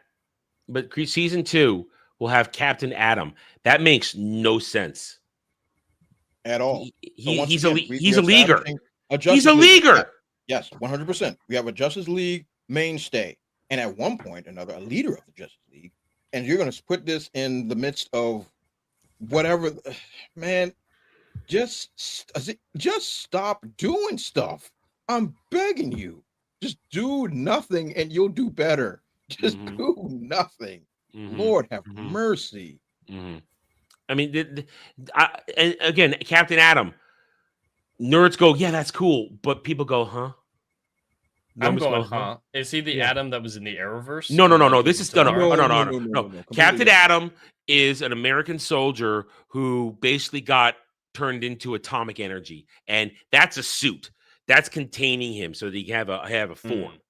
and he basically has radiation blasts as his powers and stuff like that. Yeah, and the a suit little is- mega strength. And a little mega is what contains all of his energy and life force. He's literally a walking atomic bomb. Yeah. At this point, yeah, and like if his suit is damaged, he'll self-destruct, and it's pretty cool. Then he can reconstitute himself. That is like cool. Captain Adam's a really cool character. Yeah, he's really cool, and even Major Force is pretty cool, but nobody really knows who Major Force is. But like Captain Adam's a really cool character who would mop the floor with all of those ingrates that are sitting down there. So if he's there to clean up, and then they have to nerf him, just stop. Just stop. Like he can go toe to toe with Superman. Like he can manipulate all types of energies. Superman will kick his ass in the end, though. So, yeah, eventually. Yeah, but he can manipulate like sun, like different suns. He can make his fist the red sun energy and stuff like that. Like he is a legit like mainstay heavy. He'll hitter. probably be the villain of Creature Commandos then. And that's exactly what I'm. Well, because he works for the American Army. That's why. Yeah. So we got to do some more anti-American propaganda. Blah blah blah. Everybody hates American. Yada yada yada. I hate everything, man. Like, bruh, just stop. Like, man, just stop. Like, I don't know why it's so hard to stop. Just do nothing, and you'd win. Just do nothing. It's not understanding the toys you just purchased. Good grief, man! You're buying freaking Legos and you're putting them underwater and not building them. You're just pouring them in the water. You look ridiculous. Like, hey, are you going to build anything? What do you mean build? They're Legos, you moron. It's like your kid. Unfortunate. It's like your kid, and you ask for Star Wars toys in the 80s. Your mom buys you GI Joes. Well, they're all the same. No, this is Snake Eyes. That's not Han Solo. Not the same. I can't play Star Wars with GI Joe toys. I can't do that. I can create my own games with all the things together, which is what I eventually did when I got tired of playing in those universes. But that's down the road when you have piles of toys and you sit there and like, okay, what am I going to do with these? But now you have this stuff. They don't know what they're doing with any of it. Go ahead. It feels like a fugue state remembering that James Gunn made great stuff like the Guardians one. Like, I feel like I have a degenerative brain disease trying to make these two men into the same entity. James Gunn is a one-trick pony. And if he sticks to that and doesn't try and go mainstream, you can kind of keep the lie going. You take over something like Superman and, dare we say, Batman. Well, that changes things. There was a story this week. James Gunn says Batman is boring. Claims he has a plan to fix him in the DCU. Let's read this and see exactly what is said. All right, let's read his words. Oh, Dragon Lady's heading out. Bye, Dragon Lady. Bye. Night. Bye. In an interview with Rolling Stone back in June, Gunn openly suggested that Batman has effectively run out of storytelling value, calling the character boring due to decades of exposure across comics, television, and film. While Gunn insists he has a plan for the Dark Knight within the DC universe, his comments are already fueling concern among fans who have reservations about the brooding and serious Batman in the hands of a director with Gunn's portfolio of zany comedic films. Now, Batman has a history of being goofballish. 60s Batman. That is true. Yes, that is true. Brave and the Bold Batman. Very, hey there, chum, and all that kind of stuff. Batman could do that. It's only in the recent, I would say, 20 to 30 years where they've made Bruce Wayne Mr. Super grim and brooding and that kind of stuff. It does exist. It does exist. And they're going to take full advantage of it in Lego Batman in the coming months. It's going to take full advantage of that to make it a little bit zany and goofy. But I think it's fair to say people prefer the current day portrayal of Bruce Wayne and Batman. Serious, the detective, brooding, doesn't play around. Not, oh there, chum. What are we doing? Oh, hey, bat, shark repellent, crap like that. I mean, the 60s, Adam West was goofy. But we hear this, and once again, we do not think James Gunn knows what he's doing. If these are to be interpreted correctly, there's a lot of people saying, oh, you misinterpreted his words. There was a big thing this week where people were cutting out James Gunn's statement saying, you have to understand what he's saying right here. He's not saying that. the defense goes beyond words. This time, however, Gunn's remarks go further than vague reassurances. He explicitly frames Batman as a creative problem that needs justification simply to exist. A striking position given that Batman remains one of the most consistently successful and popular characters in entertainment history.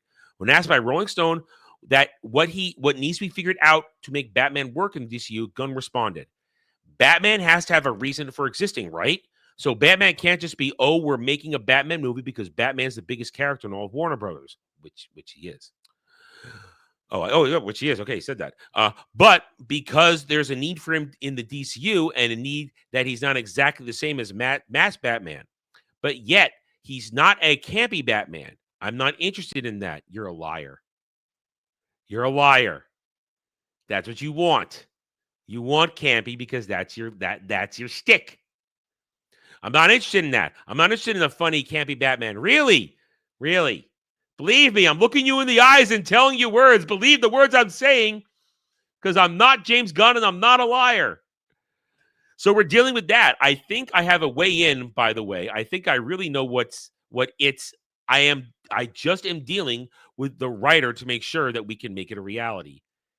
This man should never have been put in charge of DC. If you're framing Batman like this, you have a fundamental misunderstanding of the character. It implies that he's been primarily campy with the exception of Matt Reeves. No, he has been campy since the Schumacher movies.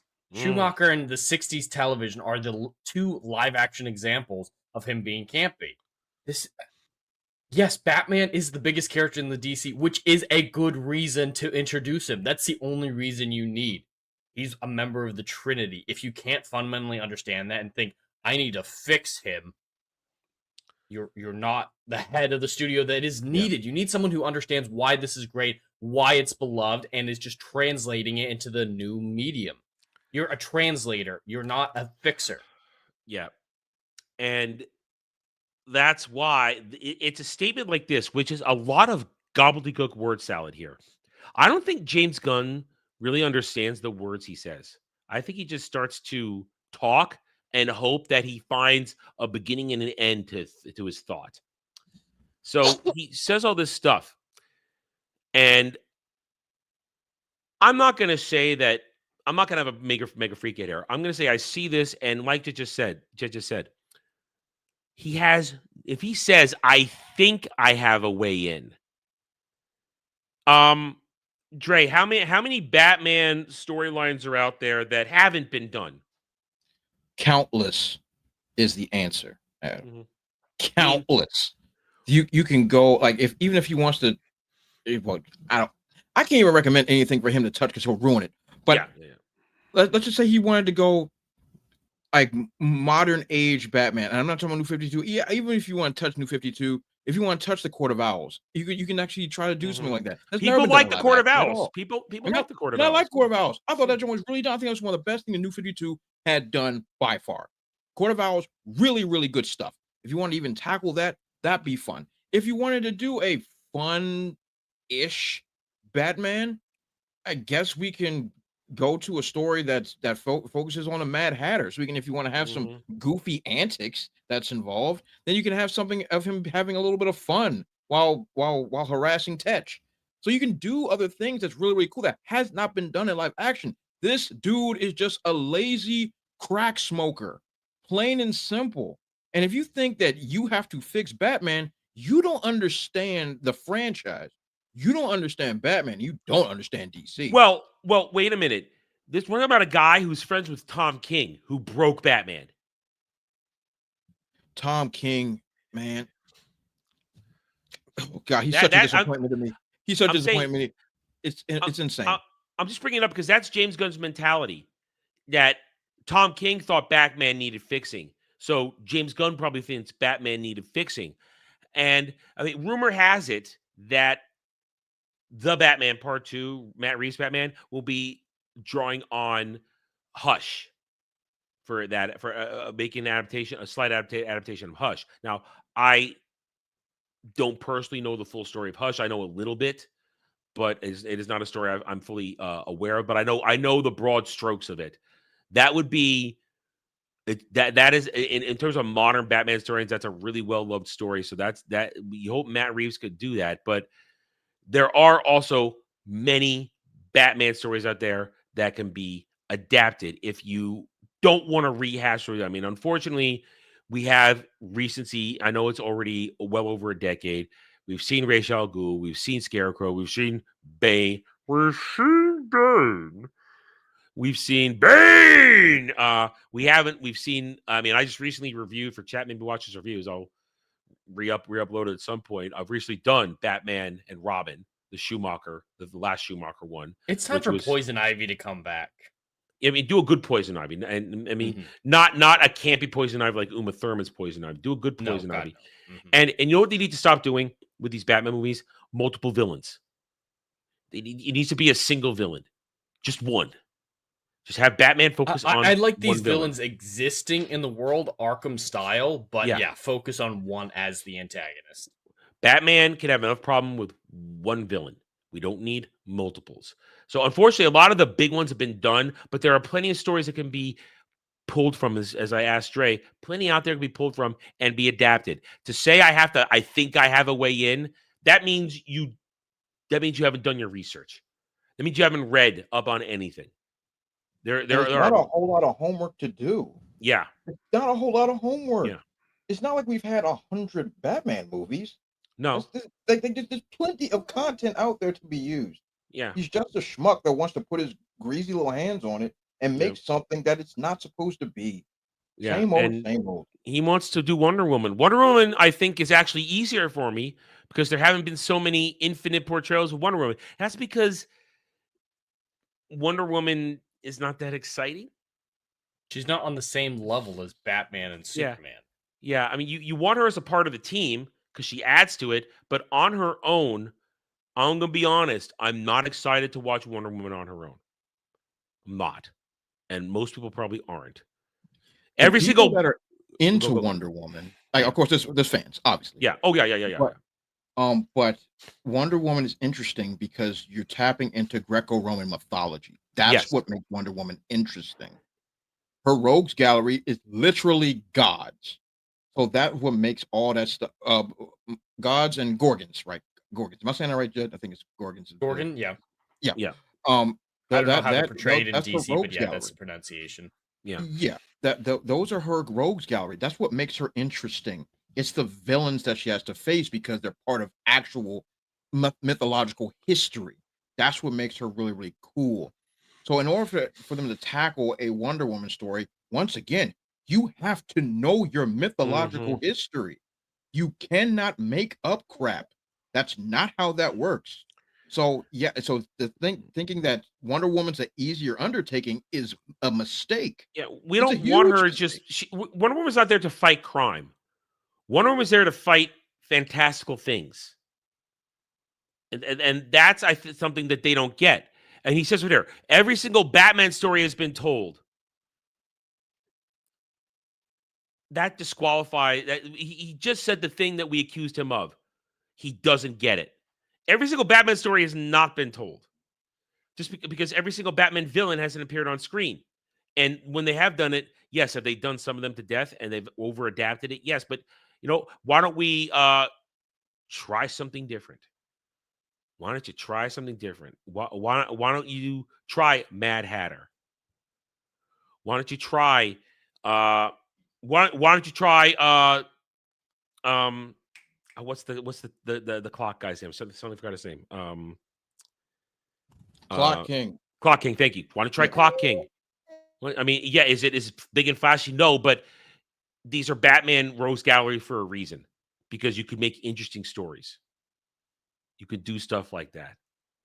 Why don't you take that? Heck, Calendar Man. Calendar Man is freaking great in yes, Fat Boy. In Hush, the Hush story, he's really great, and also being used as a Fat Boy. He's out here tripping. He's a great character. He should be used. It's okay. I know what we're saying. Or like Jet said, let's give Poison Ivy another chance. Let's do a non-campy Mr. Freeze. Mr. Freeze is a serious tragedy. Victor Freeze, the death of his wife, the comatose of his wife, her being suspended. There's more to Mr. Freeze than Arnold being campy. There's many stories to tell like that. There's a lot of stuff. You could even try and say, oh, you know what? Why don't we try the Royal Flush Gang? Why don't we try role play? There's so much you can do. Why don't we not give Clayface his own movie and have him be a villain right away? But no, we're going to make a Clayface movie before we have him be a Batman villain. And he's going to be an anti-hero. Yeah. You don't get a solo movie as a villain unless you're the Joker. That's an anomaly. But And that they was even tried that- to make him a hero a little bit. Yeah. Political. I want to see Clayface. He's the one that I'm most fascinated by. But you're that going we to get haven't screwed really over seen. next year. You're That's getting what screwed over next Halloween because Clayface, Matt Gergen Clayface, is a fascinating story of a man disfigured who was on top of the world and is clinging to it and has to and slowly gets consumed by what he's become, the monster. And then can he come back from being the monster? But then he gives into it. I mean, and he's a villain. He's a villain. A tragic villain, but a villain tragic villain. nonetheless. And he's a villain. You know why? Because he gives into it. He gives into being the villain, and he's He a smart accepts the villain. monster. Clayface isn't an idiot. He's a smart one.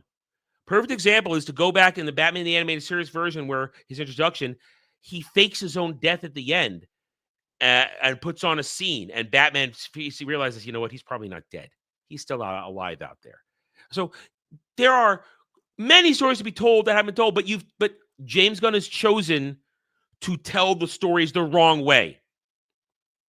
That's the biggest problem here. James Gunn chooses to tell these stories the wrong way. The way people are not interested. People want Batman. They don't just want his villains. They want Batman. How did Morbius work for Sony? How did Craven work out for Sony? I mean, Venom was an anomaly because people are obsessed with the symbiote and the kind of stuff, but those movies had diminishing returns. When you put out a villain without the hero that they are supposed to be connected to, you fundamentally do not understand what's going on. And James Gunn, this is more proof when he says Batman, every single story has been told. No, it hasn't. And you're proving it with your release schedule that you don't know the stories you are trying to tell. You don't understand the characters. So this is just an absurd statement. And it once again proves that James Gunn is the wrong man. And the people that continually support him, I question your sanity. I question your intelligence. And I have no shame saying that. All right, we got one more story. You guys ready for a little gaming discussion? A little bit of gaming discussion? Let's do it. All right, we got one more story. Last week, we were happy to report of Expedition 33's success at the Game Awards. Well-deserved. It beat the odds because everybody thought that Kojima was going to, be the big winner because of the love that the people behind that Game Awards had for him. But no, Expedition 33 won. And there are numerous types of award shows going on. And we reiterate the statement here, and I say this, and I'm sure the boys think the same thing. Award shows are worthless. It's worthless. It's most of the time it's for self-back bats, but when good things get recognition, we do appreciate it. And for a hot minute, Expedition 33 was Game of the Year for the Indie Game Awards. And let's be honest, Sandfall is a AA independent studio. Double A and independent are different things. Oh, really? See, I thought they were similar as well, or the same thing as well, but there is a slight distinction. So Double A and Triple A are merely about their scale, but independent versus Double A is about whether or not they're controlled by a traditional publisher. So a lot of people tried to disqualify Expedition 33 as an independent game because it contracted with Kepler to do its distribution for it. Unfortunately, that's not what an independent game's definition is. A lot of people, they just wanted to disqualify it, call it an industry plant. That's been a big thing going on with Expedition 33. And it's actually AAA. Those people are fucking stupid. No, Kepler didn't buy Sandfall. It doesn't tell Sandfall what to do. It contracts with Sandfall. And that's the same for pretty much every other major independent game that was nominated for indie awards at both the Game Awards and the Indie Game Awards. Okay. They contract with distributors. That doesn't disqualify from being indie, even though some people are pretending it is. So if Kepler had purchased Sandfall, it would be AA. Okay. But because it's still operating completely separate from bigger studios and independently from its distributor, it's still independent. Okay. All right. So Couldn't have said it better myself, Jed. That was perfect. thank you. That is knowledge I did not have. Thank you, I Jed. was a little worried Dre would be like, "You're fucking idiot, man." I work No, in the no, gaming you hit industry. the nail right on the head. You All right. got it. So But yeah, people are legitimately trying to change the definition Mm. to disqualify Expedition 33. There's the point. They can't allow this game Yeah. to be successful. They don't like it, or they're not interested in it, even though most of them haven't played it. So they must delegitimize it. yeah, And they're there's doing this everything massive they can. massive campaign to undercut this game, which has true grassroots organic success. It just took off and it didn't look back. And everybody who's played it has loved it. Dude, Last night, that's my favorite thing since the Game Awards. There is Yeah. a whole rush of people who were like those ones saying Expedition Mhm. 33 looks trash, it's gay, it's French, I don't want to touch it. But then after the Game Awards, they're like, all right, I need to play it just so that I can criticize it properly so people can't say, oh, you didn't play it, so your opinion doesn't matter. Mhm. And then they come to love it. There is a large rush of people who finally gave it a chance and loved it. That's my favorite thing after the Game Awards. I saw somebody had just beaten it. And it's like, whoa, I beat it in 33 hours.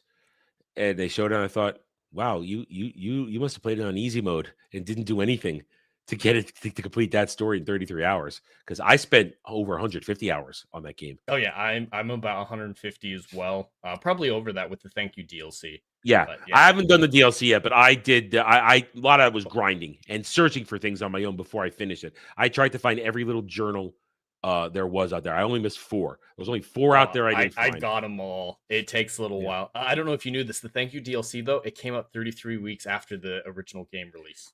They love their 33. They love that. They Easter love that. eggs. They It's love in that. the game too. Yeah. So that's one of the 4 trophies I don't have. The last 4 journals are still out there somewhere. Since I've beaten it, I will allow myself to look it up to get it. But I did my best. I crawled over every inch of that map looking for them. Literally walking, flying, gliding, coasting, every dungeon. I looked and I found a few that way, but I didn't find them all. Point is, people who love this game put a lot of time in it. And for a hot minute, it won Indie Game of the Year at the Indie Game Awards. But then, because it has been revealed that it used GenAI usage, Extra 33 lost its crown from this particular award show, and they gave it to Blueprints, which is a drastically smaller and I won't say unimpressive game, but it's not on the scale of Expedition 33. It's well loved, but yeah, it's on a completely different scale. Yeah, completely different scale. And we're not here to complain. We're not here to complain about S23 being disrespected, although we're going to discuss that in a minute here. Beyond that, though, after we talk about this for a second, how ridiculous this is, it's ridiculous because of one thing. You say the word AI and people lose their shit for whatever reason. AI is it's here. becoming a real phobia for people. Like it is clinically diagnosable. Yeah, people get, you say the word AI, people get triggered, and I saw one good example today. It's the new excuse for canceling AI usage. It's the new excuse for canceling, and people now want to cancel Sandfall. They want to cancel Expedition 33 for the AI they use to make a game. Jed, you said you looked into this. How much AI was used to make Expedition 33, and in what capacity? Definitely not enough for people to call it AI slop, which a lot of people have been saying. But there was some generative AI that was discovered upon the game's initial launch and removed in the first patch. So it's not currently in the game, hasn't been in the game since April, and people were aware of it back in April. The Indie Game Awards just realized that this was a trend they could jump on because of the Larian Studios thing.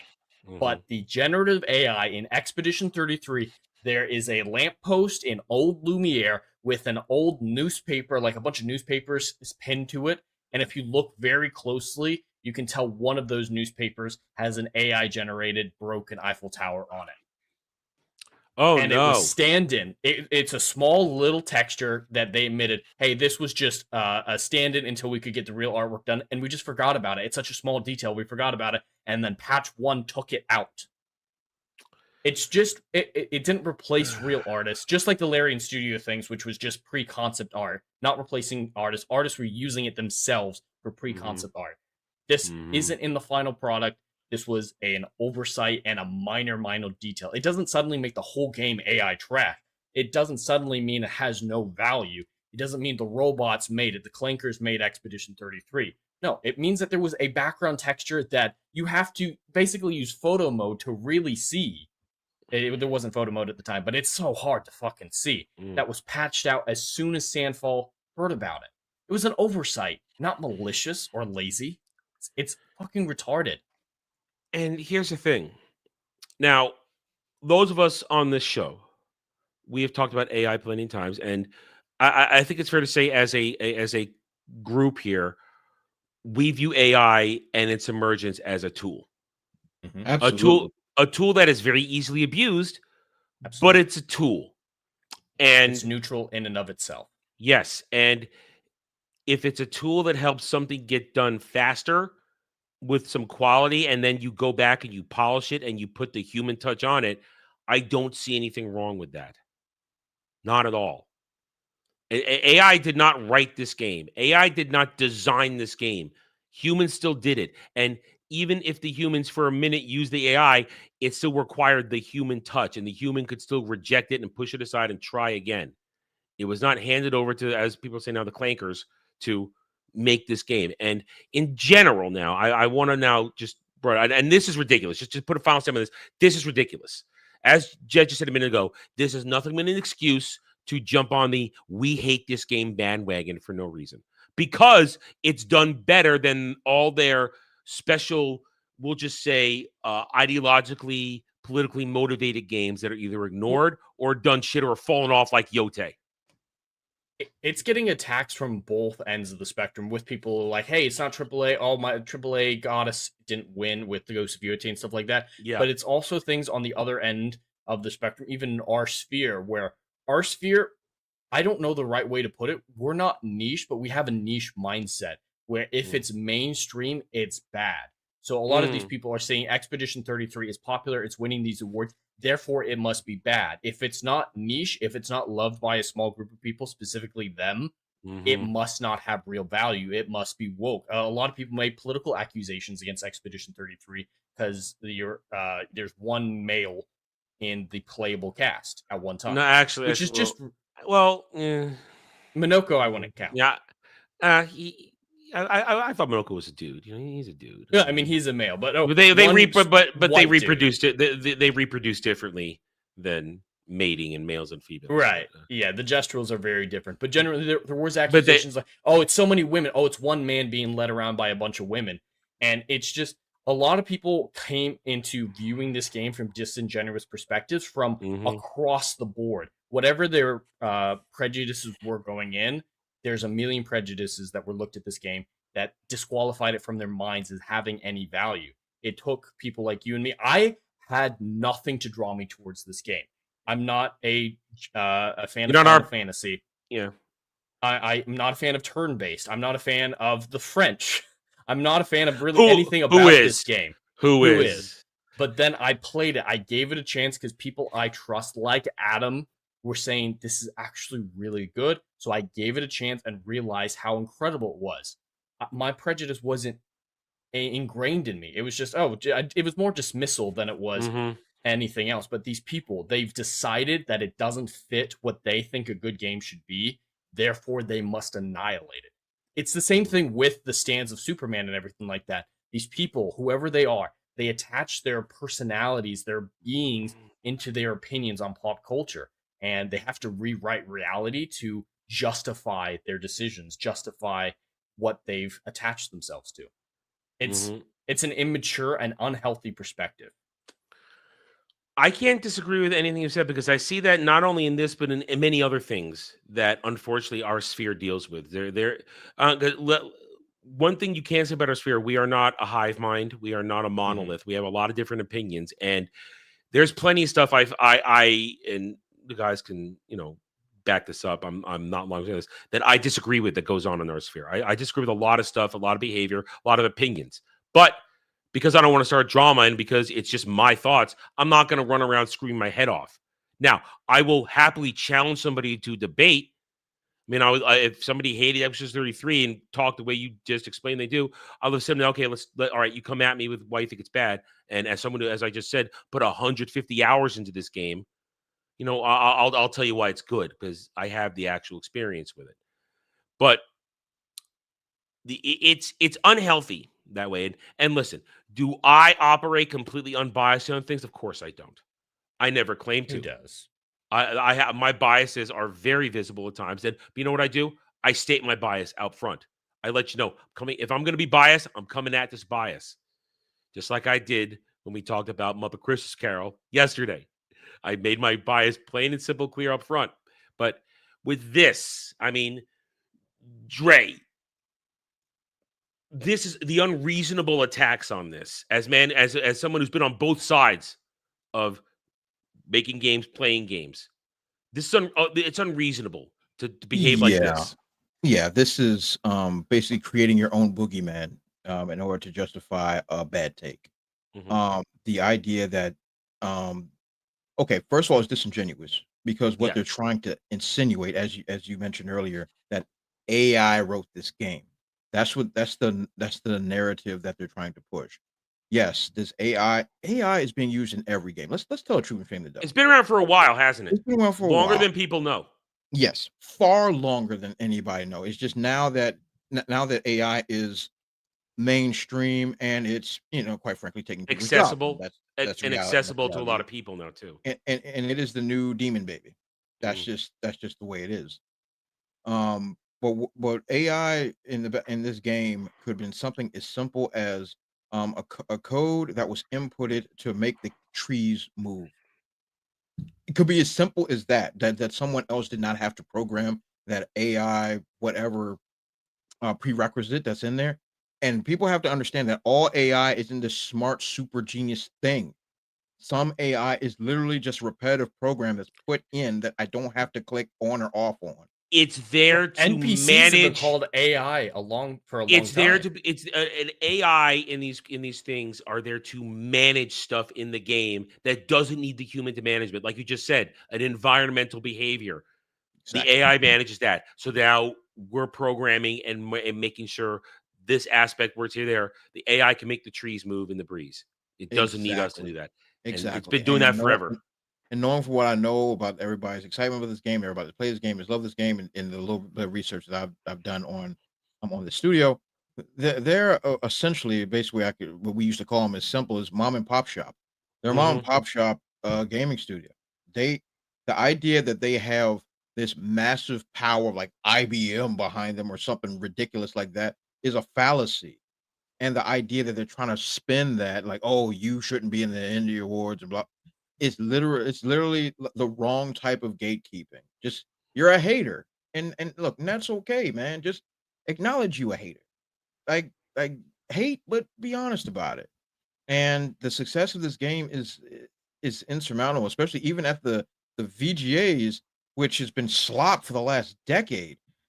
Good grief! I mean, even they couldn't deny how much of an impact this game had. That Joan had a full freaking sweep. I haven't seen a sweep like this in years. So, you know, like acknowledge that the king has arrived and give him his crown. Yep. But this is all about trying to create a boogeyman, and they should be ashamed. And Jed, we talked about this on Friday on Ballbusters. Larian's under attack too. They're talking about, oh no, they're going to use it here, there. They used it in this. It's as Dre just answered my question, this shit's been there. It's been there. It's being used. And the problem is, as you guys put it, they need a new villain out there. And AI is the villain, whether it's for making movies, writing shitty scripts, making images, or as an algorithmic entity working the game. It's now the excuse to be angry. Oh, I hear AI's in this. Oh, now I'm angry. Oh, it's gonna destroy the jobs of the net. The AI is not lining up in a skin suit to march up to your job and take it. It's not somebody to use it. A lot of them can just do automated tasks that they're specifically programmed for. Artificial intelligence is a misapplied term in a lot of these cases. they're not intelligent. A lot of times they're not self-learning. Some of the learning models, the language models are, but we've been calling NPCs in multiplayer shooters AI for a long time. They're following out a routine. The pretty much everything in gaming is pre-programmed, like Dre said, to move the trees. It's just reacting based on a certain amount of principles. It's just code execution. That's what all programming is. Here's 33. It sits here because it sits here because I can't fit it on the shelf. I stack my games here now because of that. All it says, take this Vision of Mana, take any RPG I pull off my shelf. You know how many for decades? If you're feeling lazy or you're grinding in an RPG, there's a little thing called AI mode. It just turns it on, and it will do the most basic shit in a fight for you if you just want to sit there and let the AI take over. This term has been there forever. It's only now when people think mistakenly that it's thinking and breathing and living and that it's coming to take over. They think it's Skynet. They think everything That's is Skynet. the problem. Everybody thinks it's Skynet. Everybody think they think it's clankers coming to march and take over the world. It's a tool. And everybody melts down. And is it a tool that people can abuse? I said a minute ago, yes. If you make it openly accessible, which it is to some extent, and will be more and more as time goes on, and morons who don't have any ounce of creativity or any ability to make anything or understanding can feed slop into it and puke out AI slop, that's going to happen. But you know what I kind of think? I think people are capable of discerning what is slop and what is, I'm not going to say art, but what is a project that somebody who does not have a lot of money or any assets to do anything with to make a project, if they use this to kind of at least get a first round draft working 1.0 model out there. Fill in the gaps a little bit. Yeah. And to help it along or to make at least something a proof of concept. Mm-hmm. Well, so that you can get investors. Great. Do you know why Larian Studios is getting attacked? What they did with AI? No, I didn't hear about that. What happened? So it was with their concept team, their concept artist team. They said, "Hey, concept artist, if you have an idea, quickly generate it just so we know if that's a direction we want to move in, and if we approve of your kind of cobbled together AI concept art, go draw the real concept art so we don't waste your time going down a path that we decide we don't want to go down." Okay, that's it. That happens all the time. Yeah. Mm-hmm. That's what Larian's getting canceled for. No, that's ridiculous. That happens all the time in the industry. Do you know? God, it's artists using it to help them. It's not replacing artists. 100%. If I need a concept, that I need to bring to the board, first order of business, and let's just say deadlines in the gaming industry can happen instantaneously. You could be sitting at home reading a book and you get a text message like, "Hey, the board wants to get together tomorrow morning. You got to come up with something right now so that we can put this in front of them at 11 o'clock. Just get to it." That's how the industry works. So now we actually have, once again, as been adequately made, it's a tool. If I have a tool that can make my sketches for me, not the game, not even the final model, but to make the sketches for me, I'm going to use it because it saves time. And so therefore my product can get greenlit and then I can do what I do. Why does everybody pretend like concept art is the final product? I'm so confused. Does nobody know how anything is produced? Film, television? I'll admit, I've used AI art for my books. I'm not an artist, and so I use AI to get a concept art. Then I take it to my wife, who's the real artist, and says, "Hey, this is what I'm thinking, so I don't have to describe it to you for 20 hours straight. This is basically what I'm looking forward to. Can you make it into real art?" And she makes it into wonderful real art. I've made a few trash thumbnails using AI. It's a ridiculous notion to try to, and like you said, all AI isn't Skynet. Now, granted, nobody preaches more Skynet than I do. Good Lord. I believe that a lot of AI is Skynet that's actually being used. That's my personal opinion. But when it comes to the creative process, there are so many AI tools that are specifically for certain tasks, just like any other program that's been used. Adobe Premiere, anything that you use in editing.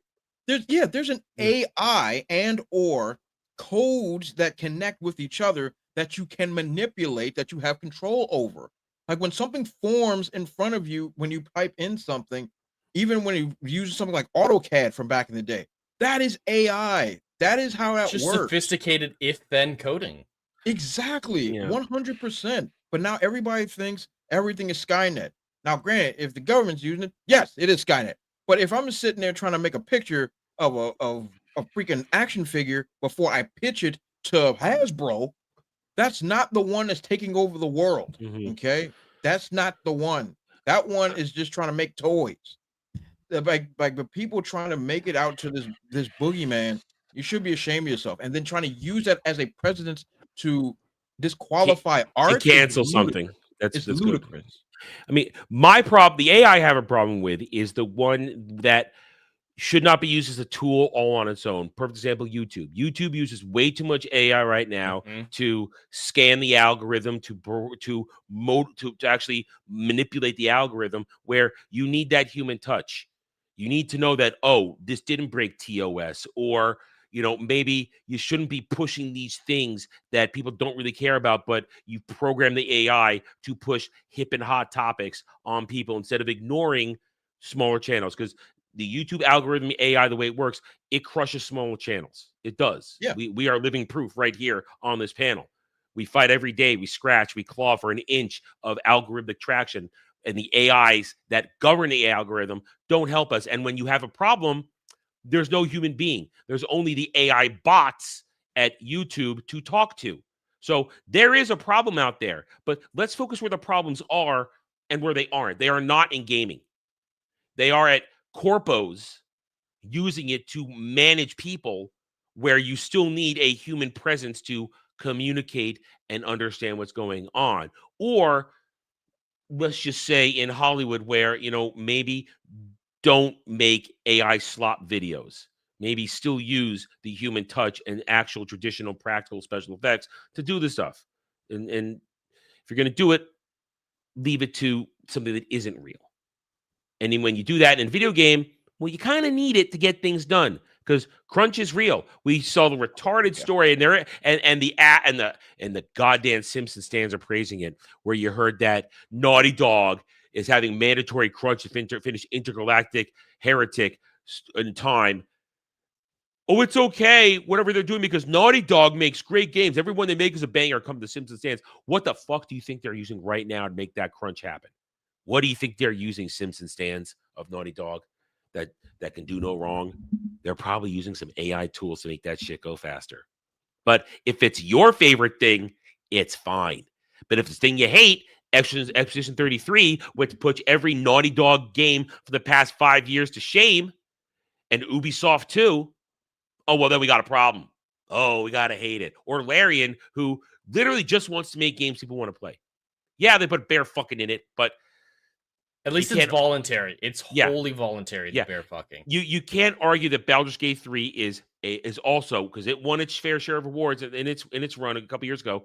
It is a game that everybody loves to play and had a great time with.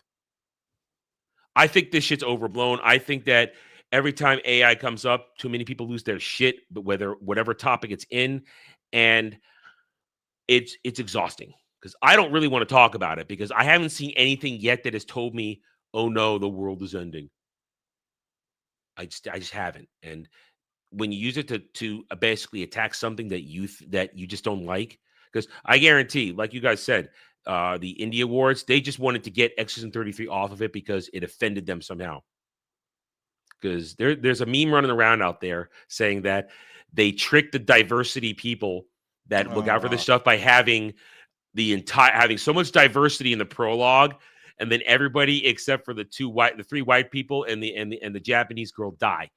They all got aced in a minute, and they're all complaining about that. Everybody goes, "It's one black woman. It's not a massive amount of diversity." It's like one black dude, one black chick, and it's already just a surviving group of people. And it's supposed to be 1800s ish France. Yeah, so it's not supposed to be overly diverse. listen, Japanese Lune, she she's kind of out of place, but she's hot and she's a waifu material, so we're gonna leave her alone. Anyway, so I think we're all landing on the same place here. There's places to be concerned, but most of the time it is way overblown, and people have a serious trigger meltdown reaction if you even say the word AI involved with anything. And I hope that people can come to terms with it. And I just hope, because it's exhausting to have these conversations right now. Just is. They're making shadow puppets on the wall that's scaring them. It's all made by them. It's all in their heads, and they're just going crazy about it. Yeah. They're making themselves panic. It's not healthy. They're self-inducing panic attacks. It isn't. Well, I'm not going to have a panic attack because we're done. We're finished. And we are on break. No show next week because it's Christmas. It's not Christmas, but it's Christmas weekend. And I don't know. People travel. People do stuff. Who knows? I feel like you take the time off. Now, I'm not going to say I'm not going to stream, but there's nothing official. So we are off. But we still got a few days left. Jed, what do you got going on with the Christmas week here? Perfect. Well, in less than an hour now, I will be going live to play some more Spider-Man 2018. We got through some of the stealth missions. We got through the first Miles Morales one, and we're into some real meat of the story. Starting to see Doc Ock's turn. So we're going to have a great time at 6 p.m. Eastern for that. And then tomorrow, I will be doing the Writer Flight podcast at 2 p.m. Eastern. I'm introducing a new segment. We're going to be drafting short stories together for fun. We're going to be using a plot generation tool with dice rolls and chat. So, for example, we're going to be picking a genre live on stream, and of course, the chat can override whatever genre is picked, setting, characters, everything like that, and then using Plotter to design this story. They're going to go wacky, they're going to go weird, and the chat can even introduce twists. So, if I could be halfway through plotting out a sci-fi epic, and they're like, Tentacle Ray Skywalker shows up and fucks everything up, and then I have to just operate as if that was supposed to happen. So we're gonna have a good time talking about that. Choose your own adventure. Be called. Yep. Choose your own adventure. It's choose your own adventure with the chat torturing me, and we're gonna have a good time making Call these it that. stories on Storyforge. Call that the segment. Choose your own adventure with chat.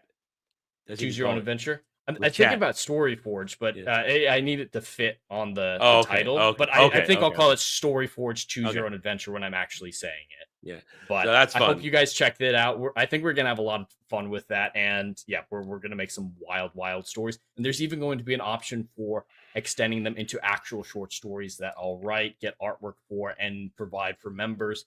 And that'll be super chat tiers. And if someone goes crazy with the super chat tier, I will get it fully voice acted by people like Fear the Beardo. So make some wild stories. We're going to have fun with that. And then, yeah, just gaming whenever I can fit it in. And for Christmas Day, I will be gaming at 2 p.m. Eastern. I have a poll out on my channel if you want to check that out to pick the game. I want something that's short, laid back, and just fun.